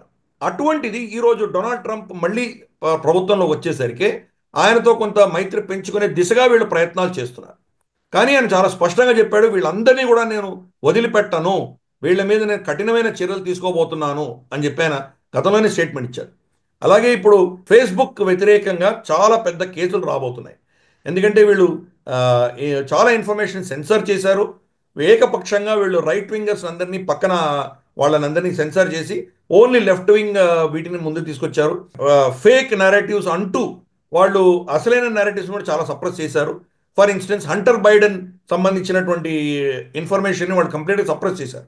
ఇటువంటివన్నీ అంశాల దృష్ట్యా వీళ్ళ మీద పెద్ద కఠినమైన చర్యలు రాబోతున్నాయని వీళ్ళు భయపడుతున్నారు. అలాగే గూగుల్ని రెండు ముక్కలు చేసేటువంటి ప్రయత్నం జరుగుతున్నది. కాబట్టి గూగుల్ కావచ్చు, మైక్రోసాఫ్ట్ కావచ్చు, వీళ్ళందరూ కూడాను ఈరోజు డొనాల్డ్ ట్రంప్ని మచ్చిక చేసుకునేటువంటి ప్రయత్నం చేస్తున్నారు వాళ్ళు. వీళ్ళందరూ మొన్న జరిగిన ఎన్నికల్లో కూడా కమలా హ్యారిస్కి విపరీతంగా వాళ్ళు ఫండింగ్ ఇచ్చారు, డొనాల్డ్ ట్రంప్కి ఏమి ఇవ్వలేదు. కాబట్టి గెలిచిన తర్వాత వాళ్ళు కాళ్ళబేరానికి వచ్చి వీళ్ళు ఎలాగో మళ్ళీ డొనాల్డ్ ట్రంప్ని మచ్చిక చేసుకునేటువంటి ప్రయత్నాలు చేస్తున్నారు వీళ్ళు. చూద్దాం మరి ఈ మీటింగ్ తర్వాత మరి ఏమైనా ఆయన కొంత వీళ్ళ మీద సానుభూతి చూపిస్తారో లేదో చూద్దాం. ఈ యొక్క బాధ్యతని ఎలాన్ మస్క్కి ఇచ్చారు కాబట్టి ఎలాన్ మస్క్ వీళ్ళ మీద ఎటువంటి నిర్ణయాలు తీసుకోబోతున్నారో చూద్దాం మనం. పెద్ద మార్పులు ఆ దేశంలో రాబోతున్నాయి. దానికి భయపడే వీళ్ళందరూ డొనాల్డ్ ట్రంప్కి ఒత్తాసు పలికే ప్రయత్నాలు ఈరోజు చేస్తున్నారు వాళ్ళు. నెక్స్ట్ మనం ఈ గ్లోబల్ రౌండప్ లో ప్రతి వారం మనం డిస్కస్ చేసినట్టుగానే ఈ వారం కూడా collapse of the western society segment లోకి వెళదాం. ఈ వారం ఈ సెగ్మెంట్ లో మనకు కనబడుతున్నది బీబీసీ ఇప్పుడు మరొక కొత్త అంశాన్ని తెరపైకి తెచ్చింది. అదేంటంటే women's footballer of the year గా ఒక వ్యక్తిని, బార్బ్రా బాండా, యాక్చువల్లీ ట్రాన్స్జెండర్, తను మగవాడు ఆడ మనిషిగా మార్చుకున్నటువంటి, జెండర్ చేంజ్ చేసుకున్నటువంటి వ్యక్తి. సో తనని women's footballer of the year గా ప్రకటించింది. సో ఒకవైపు ఇది చేస్తే ఇంకోవైపు అసలు విషయం ఏంటంటే ఆఫ్రికానే అసలు ఆ సెక్స్ ఎలిజిబిలిటీలో తను బార్బరా బాండా సెక్స్ ఎలిజిబిలిటీ లో ఆమె ఫెయిల్ అయింది అనేది వాళ్ళు చెప్తున్నమాట. ఆఫ్రికాకు సంబంధించినటువంటి ఫుట్బాల్ అసోసియేషన్ చెప్పినమాట. సో పారిస్ ఒలింపిక్స్ కి అండ్ ఫీఫాకి అండ్ మిగతా ఫుట్బాల్ అసోసియేషన్స్ కి మధ్య వ్యత్యాసం ఉన్నమాట ఒకవైపు ఉంటే, ఇంకోవైపు కావాలని పనిగట్టుకుని ఈ జెండర్ ఈక్వాలిటీ పేరుతో దీన్ని ప్రమోట్ చేసే ప్రయత్నంలో బీబీసీ ఇప్పుడు మళ్ళొక అంశాన్ని తెరపైకి తీసుకొచ్చిన పరిస్థితి. వీటిని ఎట్లా అర్థం చేసుకోవాలో చెప్తారా? ఇది చాలా భయంకరమైనటువంటి పరిస్థితి వెస్టర్న్ సమాజంలో ఉన్నది. ఇది మనం అందుకనే ప్రతి వారం దీని గురించి చర్చిస్తున్నాం. మనము ఆ సమాజం ఎలా కొలాప్స్ అవుతుందో చూస్తున్నాం. మనము వోకిజం పేరిట, డిఈఐ పేరిట, డైవర్సిటీ, ఈక్విటీ, ఇంక్లూజివ్నెస్ అన్నటువంటి పనికిమాలినటువంటి పేరిట నిజంగా యోగ్యులైనటువంటి వాళ్ళని పక్కన పెట్టేసి ఏమీ పనికిరాని చెత్త, దాన్ని ప్రతి సబ్జెక్ట్లో కొంత అవగాహన లేకపోయినా కొంత ఏమంటారంటే ఈ డిఈఐ దృష్ట్యా వాళ్ళందరినీ తీసుకొచ్చి పెట్టి ప్రతి అంశాన్ని, వాళ్ళ సమాజంలో ఉన్నటువంటి ప్రతి అంశాన్ని కూడా నీరుగార్చే దిశగా ఈ యొక్క లెఫ్టిస్ట్ భావజాలం ఉన్నటువంటి వోక్ కల్చర్ ప్రయత్నం చేస్తున్నది. అదే మనం ఈరోజు బీబీసీలో కూడా మనం చూస్తున్నాము. వాళ్ళు ఏం చేశారు, వాళ్ళు ఒక పురుషుడు తను స్త్రీ అని చెప్పుకుంటే కనుక అతని చెప్పుకునేటువంటి హక్కు అతనికి ఉంది అని చెప్పేసి ఈ లెఫ్టిస్ట్ ఎకో సిస్టమ్ అంతా కూడా దాన్ని సమర్థిస్తుంది. ఆఫ్రికన్ ఫుట్బాల్ యూనియనే ఈ వ్యక్తిని వాళ్ళ ఫుట్బాల్లో ఆడడానికి వీల్లేదు అని చెప్పి బ్యాన్ చేశారు వాళ్ళు, జాంబియా నుంచి వచ్చినటువంటి వ్యక్తి. అటువంటిది ఫీఫా మాత్రం ఇది పర్మిట్ చేయొచ్చు అని చెప్పి వాళ్ళు పర్మిట్ చేశారు. మనం ఈ పిచ్చి అంతా కూడాను స్త్రీల స్పోర్ట్స్లోనే చూస్తాం. స్త్రీల స్పోర్ట్స్లో పురుషులు వెళ్తే కనుక వాళ్ళని ఎవరు ఆపగలరు? వాళ్ళు ఎలాగో గెలుస్తారు. వాళ్ళకు ఉన్నటువంటి టెస్టోస్టెరాన్ లెవెల్స్ ఎక్కువ ఉంటాయి, వాళ్ళకు ఉన్నటువంటి శక్తి పటిమ ఎక్కువ ఉంటుంది, అక్కడ వాళ్ళు గెలుస్తారు. కానీ దాని రివర్స్ ఎందుకు చూడం మనం? స్త్రీలు మేము పురుషులు అని చెప్పుకుంటున్నటువంటి వాళ్ళు పురుషుల గేమ్స్లో మనం ఎందుకు కనిపించరు వాళ్ళు? అంటే ఇది స్త్రీల పట్ల జరుగుతున్నటువంటి భయంకరమైనటువంటి అన్యాయం కింద మనం భావించాలి. అందుకనే డొనాల్డ్ ట్రంప్ చాలా స్పష్టంగా చెప్పారు, వీళ్ళందరినీ బ్యాన్ చేయబోతున్నానని చెప్పారు ఆయన. అలాగే కాదు, వాళ్ళ సైన్యంలో కూడా ఇటువంటి వ్యక్తులను కంప్లీట్గా బ్యాన్ చేయబోతున్నానని ఆయన వార్నింగ్ ఇచ్చారు ఆయన. సో ఈ యొక్క ఏమంటారంటే ఈ so called inclusiveness, so called diversity, దీని దృష్ట్యా BBC, Washington post, New York times, Guardian, ఈ లెఫ్ట్ ఎకో సిస్టంలో ఉన్నటువంటి ఈ మీడియా అంతా కూడా ప్రమోట్ చేస్తోంది. సొంతంగా వాళ్ళ కాంటినెంట్కి సంబంధించినటువంటి ఫుట్బాల్ అసోసియేషనే తిరస్కరించిన మీరెవరు ఈ యొక్క వ్యక్తిని ఉమెన్ ఫుట్బాలర్ ఆఫ్ ది ఇయర్గా ఎన్నుకునేటువంటి పరిస్థితి మీరెందుకు తీసుకొచ్చారు? అంటే ఈ డైవర్సిటీని ప్రమోట్ చేయడానికి తీసుకొస్తున్నారు. భయంకరమైనటువంటి పరిస్థితిలో వెస్టర్న్ సమాజంలో మనం చూస్తున్నాము. ఈ డైవర్సిటీ వల్ల వాళ్ళ ఎకానమీస్ కొలాప్స్ అవుతున్నాయి. బోయింగ్లో ఈ డైవర్సిటీ డిఈఐ దృష్ట్యా వాళ్ళు ఎవరెవరైతే రిక్రూట్ చేశారో దానివల్ల వాళ్ళ క్వాలిటీ క్షీణించి యాక్సిడెంట్ అవ్వడం మొదలుపెట్టాయి. కాబట్టి వాళ్ళని అందరినీ పీకేసి డిఈఐ డిపార్ట్మెంట్ని తీసేసింది బోయింగ్. కంప్లీట్గా తీసేసి యోగ్యులైనటువంటి వాళ్ళు మాత్రమే దీన్ని మేము ఎన్నుకుంటాము అని చెప్పేసి వాళ్ళు నిర్ణయం తీసుకున్నారు వాళ్ళు. సో ఈ రిజర్వేషన్ల వల్ల, ఇటువంటి పనికిమాలినటువంటి ఈ సో కాల్డ్ డైవర్సిటీ, ఇంక్లూజివ్ సమాజం వల్ల కంపెనీలు కొలాప్స్ అవుతున్నాయి, సమాజం కొలాప్స్ అవుతుంది, దేశాలే కొలాప్స్ అవుతున్నాయి. అన్నిటికంటే ముఖ్యమైనది స్త్రీ సమాజానికి పెద్ద అన్యాయం చేస్తున్నారు వీళ్ళందరూ. దానికి వత్తాసు పలుకుతున్నటువంటి మీడియాలో భాగంగానే బీబీసీ ఇటువంటి పిచ్చి పని చేసిందని మనం భావించాలి. ఇక నెక్స్ట్ అంశము శాన్ ఫ్రాన్సిస్కోకి సంబంధించి. అక్కడ అంటే బేసికల్లీ అమెరికా అనగానే అగ్రరాజ్యము, చాలా రకంగా చెప్పాలంటే భూతల స్వర్గం అని ఒక భావన భారతదేశంలో చాలా మందికి ఉంది. బట్ ఇషాంత్ శర్మ అనే ఒక యూట్యూబర్ భారతదేశానికి సంబంధించి, అతను శాన్ ఫ్రాన్సిస్కో అసలు రూపాన్ని ప్రజల ముందుంచే ప్రయత్నం చేశాడు. చాలా దారుణాతి దారుణమైన విజువల్స్ శాన్ ఫ్రాన్సిస్కోలో కనబడుతున్నాయి. ఆల్మోస్ట్ జాంబీస్ ని తలపించే విధంగా డ్రగ్స్ తీసుకున్నటువంటి వ్యక్తులు తిరుగుతున్న విజువల్స్, వైలెంట్ గా అక్కడ ఉన్న వాతావరణం మనకు కనిపిస్తోంది. నిజానికి ఇది నిజంగా ఆశ్చర్యం వేస్తోంది ఆ విజువల్స్ చూస్తూ ఉంటే కూడా. శాన్ ఫ్రాన్సిస్కో అనగానే అదేదో పెద్ద ప్రాంతం అనిపిస్తుంది కానీ, బట్ ఇంత అన్సేఫ్ గా ఇంత దారుణంగా ఉందా పరిస్థితి అనేది ఆ విజువల్స్ చూస్తే అర్థమవుతుంది సార్. యాక్చువల్గా నేను గూగుల్లో పనిచేసినప్పుడు శాన్ ఫ్రాన్సిస్కోలో మా గూగుల్ది ఒక పెద్ద మీటింగ్ జరిగింది. దాన్ని సైన్స్ టెక్ ఫేర్ అంటారు, టెక్ ఫెస్ట్ అంటారు. దానికి మేము ఇక్కడి నుంచి కూడా మన దేశం నుంచి కూడా చాలామంది పిల్లల్ని తీసుకెళ్ళాం మనం. వెళ్తే అక్కడ ఏదైతే ఏ వెన్యూలో ఏ హోటల్లో అయితే ఈ ప్రోగ్రామ్ జరుగుతున్నదో అక్కడ ఉన్నటువంటి ఆహారం వీళ్ళకి నచ్చలేదు. దానికి జస్ట్ 3 బిల్డింగ్స్ దూరంలో ఒక థాయ్ రెస్టారెంట్, ఒక ఇంకేదో ఒక ఏషియన్ రెస్టారెంట్ ఉన్నది అక్కడ. అక్కడికి వెళ్ళి తిందాము అని చెప్పేసి బయలుదేరితే 3 బిల్డింగ్స్ దూరమే. ఆ 3 బిల్డింగ్స్ దూరం వెళ్ళడానికి మేము నలుగురం మేనేజర్లు కాపలా కాసాం మా పిల్లల్ని అక్కడి నుంచి అక్కడ తీసుకెళ్ళడానికి. అప్పుడే పరిస్థితి దారుణంగా ఉండింది. డ్రగ్ అడిక్ట్స్, తర్వాత డ్రగ్ అడిక్ట్స్లో బ్లాక్స్ ఉన్నారు, వైట్స్ ఉన్నారు, ఇద్దరు ఉన్నారు. చిన్న చిన్న పిల్లలు ఉన్నారు, పెద్దవాళ్ళు ఉన్నారు, హోమ్లెస్ పీపుల్ అంటారు వాళ్ళని. వాళ్ళందరూ అక్కడ వీధుల నిండా వాళ్ళు ఆక్యుపై చేసి కూర్చున్నారు. సో అక్కడికి మనం బయటికి ఒంటరిగా వెళితే కనుక మనకు రక్షణ లేదు. ఎవడు గన్ తీసి షూట్ చేస్తాడో మనకు తెలియదు. అటువంటి పరిస్థితులు నేను చెప్పేది ఆల్మోస్ట్ 15-20 సంవత్సరాల క్రితమే ఉంటుంది. ఇప్పుడు ఈ యొక్క జో బైడెన్ ప్రభుత్వం ఏదైతే బార్డర్స్ని కంప్లీట్గా ఓపెన్ చేశారో, బార్డర్స్ని ఓపెన్ చేసేసిన తర్వాత వీళ్ళందరూ వచ్చేసి వీధుల్లో పడి వీధులన్నీ ఆక్యుపై చేసేసరికి ఎస్పెషలీ పెద్ద పెద్ద డెమోక్రాట్ పాలిత స్టేట్స్లో పెద్ద పెద్ద సిటీస్ అని కూడా కంప్లీట్గా సర్వనాశనం అయిపోయినాయి. ఈ ఇషాన్ అన్నటువంటి వ్యక్తి చేసినటువంటి వీడియోలు స్ట్రీట్స్లో ఎటువంటి పరిస్థితి ఉన్నది, వీళ్ళు డ్రగ్స్ తీసుకొని జాంబీలా ఎలా నడుస్తున్నారు, ఎక్కడ పడిపోతున్నారు, ఎవరిని ఎలా చేస్తున్నారు, అక్కడ ఉన్నటువంటి వీధుల్లోనే వీళ్ళందరూ కూడాను మూత్ర విసర్జనలు, తర్వాత మలమూత్రాలు చేయడం, ఇవన్నీ అక్కడ ఎలా ఉన్నది, ఎంత వాసన కొడుతూ ఉన్నది, ఎంత భయంకరంగా ఉన్నది ఆ ప్రాంతం అంతా అతను చూపించాడు. అతను ఇటువంటి కొలాప్స్ అవుతున్నది ఎలాన్ మస్క్ కూడా చాలా కాలంగా చెప్తున్నాడు. ఇది శాన్ ఫ్రాన్సిస్కో సంబంధించిందే. ఇలాగే న్యూయార్క్ కూడా ఈరోజు అదే పరిస్థితి ఉన్నది. ఎన్నో ప్రాంతాలు ఎక్కడైతే ఈ డెమోక్రాటిక్ పాలన ఉన్నాయో వాళ్ళందరూ కూడాను ఈ యొక్క ఇమిగ్రెంట్స్, ఇల్లీగల్ ఇమిగ్రెంట్స్ని పర్మిట్ చేసినందువల్ల అక్కడ ఫస్ట్ వీధులన్నీ కూడా నాశనమయ్యాయి. చికాగో, ఈరోజు చికాగోలో ఎవరు అడుగు పెట్టలేరు, పరిస్థితి అంత దారుణంగా ఉన్నది. కాబట్టి ఆ మొత్తం సిటీస్ అన్నీ కూడాను వీళ్ళు టేక్ ఓవర్ చేశారు, ఆక్యుపై చేశారు. వీళ్ళలో గుండాలు ఏం చేస్తున్నారంటే ఫ్లాట్స్లో వెళ్ళిపోయి వాళ్ళు బెదిరించి అక్కడ ఉన్నటువంటి ఇన్మేట్స్ని బెదిరించి వాళ్ళ దగ్గర పైసలు వసూలు చేస్తున్నారు. మొత్తం గ్యాంగ్స్ అన్నీ కూడా చాలా ఫ్లాట్స్ని, రెసిడెన్షియల్ ఏరియాస్ని వాళ్ళు కబ్జాలో తీసుకున్నారు. కానీ దాని ప్రభుత్వం కానీ వాళ్ళ పోలీస్ కానీ వీళ్ళ మీద ఎటువంటి చర్యలు చేయట్లేదు. బయట వీధిలో వెళ్తున్నటువంటి పెద్దలు ఎవరైతే ఎల్డర్స్ ఉంటారో వాళ్ళని కొట్టి హింసించి చాలామందిని చంపి వాళ్ళ దగ్గర దోచుకుని వెళ్ళిపోయినటువంటి ఉదంతాలు ఉన్నాయి. కాబట్టి అక్కడ పరిస్థితి అనేది చాలా దారుణంగా ఉన్నది. వాళ్ళ సమాజం ఎలా కొలాప్స్ అవుతున్నది అన్నదానికి ఈ వీడియో చాలా అద్భుతంగా చిత్రీకరించింది. అది ఎలాన్ మస్క్ కూడా దాన్ని ఒప్పుకుంటున్నారు, ఇలా జరిగింది అని చెప్పి ఆయన కూడా చెప్తున్నారు.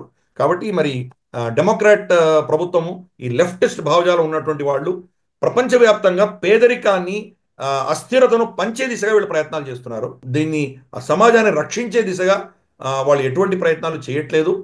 పైపెచ్చు అసురక్షితమైనటువంటి సమాజం వాళ్ళ అధీనంలో ఉంటుంది అన్నటువంటి భావజాలం వీళ్ళకు ఉంది. కాబట్టి వాళ్ళ ఆలోచన, వాళ్ళ పాలసీస్ నేపథ్యంలోనే ఈరోజు శాన్ ఫ్రాన్సిస్కోలో జరిగినటువంటిది మనం చూస్తున్నాము. అక్కడ పాశ్చాత్య దేశంలో ఏం జరిగినా కంప్లీట్గా అదే భావజాలము, అదే మోడల్ని మన దేశంలో కూడా వీళ్ళు ఇంప్లిమెంట్ చేయబోతారు. అందుకని మనం దీని గురించి అవగాహన మనకెందుకు అంటే కనుక ఏదో అమెరికాలో జరిగితే మనకెందుకు అని అనడానికి వీల్లేదు. అమెరికాలో ఏం జరిగిందో మన దేశంలో కూడా అది రెప్లికేట్ చేస్తారు. కాబట్టి తస్మాత్ జాగ్రత్త. Okay, right sir. ఇక నెక్స్ట్ అంశము వెస్టర్న్ హిపోక్రసీ గురించి మనము మాట్లాడదాము ఈ సెగ్మెంట్ లో. ఈ వారం ఒక ట్విట్టర్ లో ఒక వీడియో వైరల్ అయింది యాక్చువల్లీ. అదేంటంటే వెస్ట్ ఏషియాకి సంబంధించినటువంటి ఒక అరబ్ కెనడాలోని ఒక షాప్ వచ్చి అక్కడ జ్యూస్ ఉంటే యూదులని వాళ్ళని దూషిస్తూ మాట్లాడినటువంటి విజువల్ ఒకటి వైరల్ అయింది ట్విట్టర్ లో. వీటిల్లో ఒక్కొక్క జూని చంపేస్తాము మేము అండ్ గో టు ఇజ్రాయెల్ అని ఆయన బెదిరిస్తున్నట్టుగా ఉన్నటువంటి విజువల్ అది. నిజానికి కెనడా అనగానే ఫ్రీ సొసైటీ అని అవన్నీ ఇవన్నీ ట్రూడో చెప్తూ ఉంటాడు. ఇదే నా ఫ్రీడమ్ అనేది ఒక క్వశ్చన్. రెండు, యాక్చువల్లీ కెనడా ప్రధాని ట్రూడో కూడా ఐసీసీ నెతన్యాహు పైన అరెస్ట్ వారెంట్ ఇష్యూ చేస్తే మేము అరెస్ట్ చేస్తామని కూడా చెప్పారు ఆయన ఇష్యూ చేసిన తర్వాత. సో మేము కెనడాకి వస్తే మాత్రం ఖచ్చితంగా అరెస్ట్ చేస్తామని కూడా ప్రకటించారు. కాబట్టి సో జ్యూస్ పట్ల వాళ్ళకేం పెద్ద గౌరవం అయితే ఉన్నట్టుగా కనిపించట్లేదు. అండ్ యాంటీ సెమెటిక్ అటాక్స్ అనేవి ఈవెన్ కెనడాలో కూడా పెరిగే అవకాశం కనబడుతోందా? ఇది ఇంకా ఈ వాతావరణం ఇంకా ముందుకెళ్లే అవకాశమే కనబడుతోందా? హిపోక్రసీ ఏంటంటే ఇదే భావజాలం మరి ముస్లిమ్స్ పట్ల ఎందుకు చూపించాడు ఆయన? ఇది మనం అర్థం చేసుకోవాలి. జ్యూస్ అనేసరికి పెద్ద ఓటు బ్యాంక్ కాదు వాళ్ళు, కాబట్టి వాళ్ళ మీద ఏమైనా జరిగినా పర్వాలేదు. అలాగే హిందువులు ఆయన ఓటు బ్యాంక్ కాదు. అందుకని ఖలిస్తానీలను ముస్లిం రాడికల్ ఇస్లామిస్ట్ని ఆయన ఎందుకు సమర్థిస్తున్నాడు? ఎందుకంటే ఆయన ఓటు బ్యాంక్ కాబట్టి. అది హిపోక్రసీ. హిపోక్రసీ అన్నది ఏంటంటే కనుక ఆయన చెప్పేది ఒకటి, చేసేది ఒకటి. ఆయన చెప్పేది ఏంటి? వాక్ స్వతంత్రం ఉండాలి, తర్వాత ప్రతి వ్యక్తికి స్వేచ్ఛ ఉండాలి, రక్షణ ఉండాలి అని చెప్పేటువంటి వ్యక్తి హిందువుల మీద దాడులు జరుగుతున్నా, జ్యూస్ మీద దాడులు జరుగుతున్నా అనేం పట్టించుకోడు. అదే ఖలిస్తానీల మీద వీళ్ళు తిరిగి దాడి చేస్తే హిందువులను అరెస్ట్ చేస్తాడు. అలాగే 5,000 మంది పాలస్టీనియన్స్ని తీసుకొచ్చి ఆ దేశంలో ఆయన రక్షణ ఇచ్చాడు, వాళ్ళకి ఉండడానికి ఆయన వసతి కల్పించాడు. ఆయన ఆల్రెడీ పాలస్టీనా మొత్తం రాడికలైజ్ అయిపోయి దాంట్లో హమాస్, హిజ్బుల్లా తర్వాత వీళ్ళు ఈ యొక్క ఎక్స్ట్రీమ్ భావజాలం ఉన్నటువంటి వ్యక్తులను పక్కన పెడితే యావత్ సమాజం కూడా అక్టోబర్ 7th జరిగినటువంటి దారుణమైన ఘటనల్ని సమర్థించేవి. అంటే సమాజం కూడా రాడికలైజ్ అయిపోయింది. అటువంటి సమాజంలో మా వ్యక్తులను తీసుకొచ్చి నీ దగ్గర పెట్టుకున్నామంటే నీ సమాజం రాడికలైజ్ అవ్వదా? అంటే సమాజం రాడికలైజ్ అయినా పర్వాలేదు, నా ఓట్ బ్యాంక్ పాలిటిక్సే ముఖ్యము అని ప్రవర్తించేటువంటి వ్యక్తి జస్టిన్ ట్రూడో. ఇదే హిపోక్రసీ. అంటే తన దాకా నీతులు వర్తిస్తాయి, తన కానటువంటి వ్యక్తుల ఎవరికి కూడాను అదే నీతులు వర్తించవు. అంటే డబుల్ స్టాండర్డ్స్. తను ఏది నిర్ణయిస్తే అది సత్యము, తనకు వ్యతిరేకంగా ఉన్న వాళ్ళ మీద ఇతను ఏదైనా కఠినమైన చర్యలు తీసుకుంటే అది డెమోక్రసీని కాపాడడానికి తీసుకున్నట్టు అని చేస్తాడు అనమాట. ఇది జస్టిన్ ట్రూడో ఒక ఉదాహరణ మాత్రమే. ఇది మనకు అమెరికాలో కనిపిస్తుంది, మనకు ఆస్ట్రేలియా, యూకే ఎక్కడ పోయినా ఇదే మోడల్ కనిపిస్తుంది మనకు. వాళ్ళ ఓటు బ్యాంకు, వాళ్ళ నెరేటివ్కి సంబంధించినటువంటి దానికి వాళ్ళు దానికి పెద్దగా సమర్థిస్తారు. వాళ్ళ నెరేటివ్కి వ్యతిరేకంగా ఉన్న వాటిని వాళ్ళు పట్టించుకోరు, వాళ్ళు బేఖాతరు చేస్తారు. అబ్సల్యూట్ హిపోక్రసీ ఈరోజు మనం వెస్ట్లో ఉన్నటువంటి చూస్తున్నాం మనము. అందుకని ఈరోజు అక్కడ మైనారిటీస్ ఎవరైతే రియల్ మైనారిటీస్ ఉన్నారో, హిందువులు కావచ్చు, జ్యూస్ కావచ్చు, లేదా ఇటువంటి పార్సీలు కావచ్చు, ఇటువంటి వాళ్ళు అంటే రియల్ మైనారిటీస్, ఓటు బ్యాంక్ వాళ్ళకు సమర్థన ఇవ్వలేనటువంటి మైనారిటీస్ ఎవరైతే ఉన్నారో వాళ్ళు ఎవ్వరు కూడా సురక్షితంగా లేరు. ఈ హిపోక్రసీ అనేది మనం ఎక్స్పోజ్ చేయాలి. కాబట్టి మనం మన సెగ్మెంట్లో ఇది పెట్టుకొని మనం ప్రతి వారం కూడాను వెస్టర్న్ హిపోక్రసీ మనం ఎక్స్పోజ్ చేస్తున్నాం మనం. Right sir, thank you very much Giridhar గారు. చాలా విషయాలు మీరు ఎక్స్ప్లెయిన్ చేశారు. 175వ ఎపిసోడ్ ఇది. ఈ వారం చాలా అద్భుతమైన అంశాల గురించి మనం డిస్కస్ చేశాము. అండ్ వచ్చే వారం గ్లోబల్ రౌండప్ లో మళ్ళీ కలుద్దాము. Thank you very much sir. నమస్తే కదా, ఇది ఈ వారం గ్లోబల్ రౌండప్. వచ్చే వారం గ్లోబల్ రౌండప్ లో మళ్ళీ కలుద్దాము. అంతర్జాతీయ పరిణామాల్ని భారతీయ దృక్కోణంలో విశ్లేషించే ఈ చర్చా కార్యక్రమం మీకు నచ్చినట్లయితే వెంటనే లైక్ చేయండి, 10 మందికి షేర్ చేయండి. మీ కమెంట్స్ ద్వారా మీ అభిప్రాయాలు మాతో పంచుకోండి. మనసా వాచా కర్మణ దేశహితం కోసం పరితపించే నేషనలిస్ట్ గ్రూప్ ఆఫ్ ఛానల్స్ ని సబ్స్క్రైబ్ చేసుకుని జాతీయవాద జర్నలిజాన్ని ప్రోత్సహించండి. Thank you very much.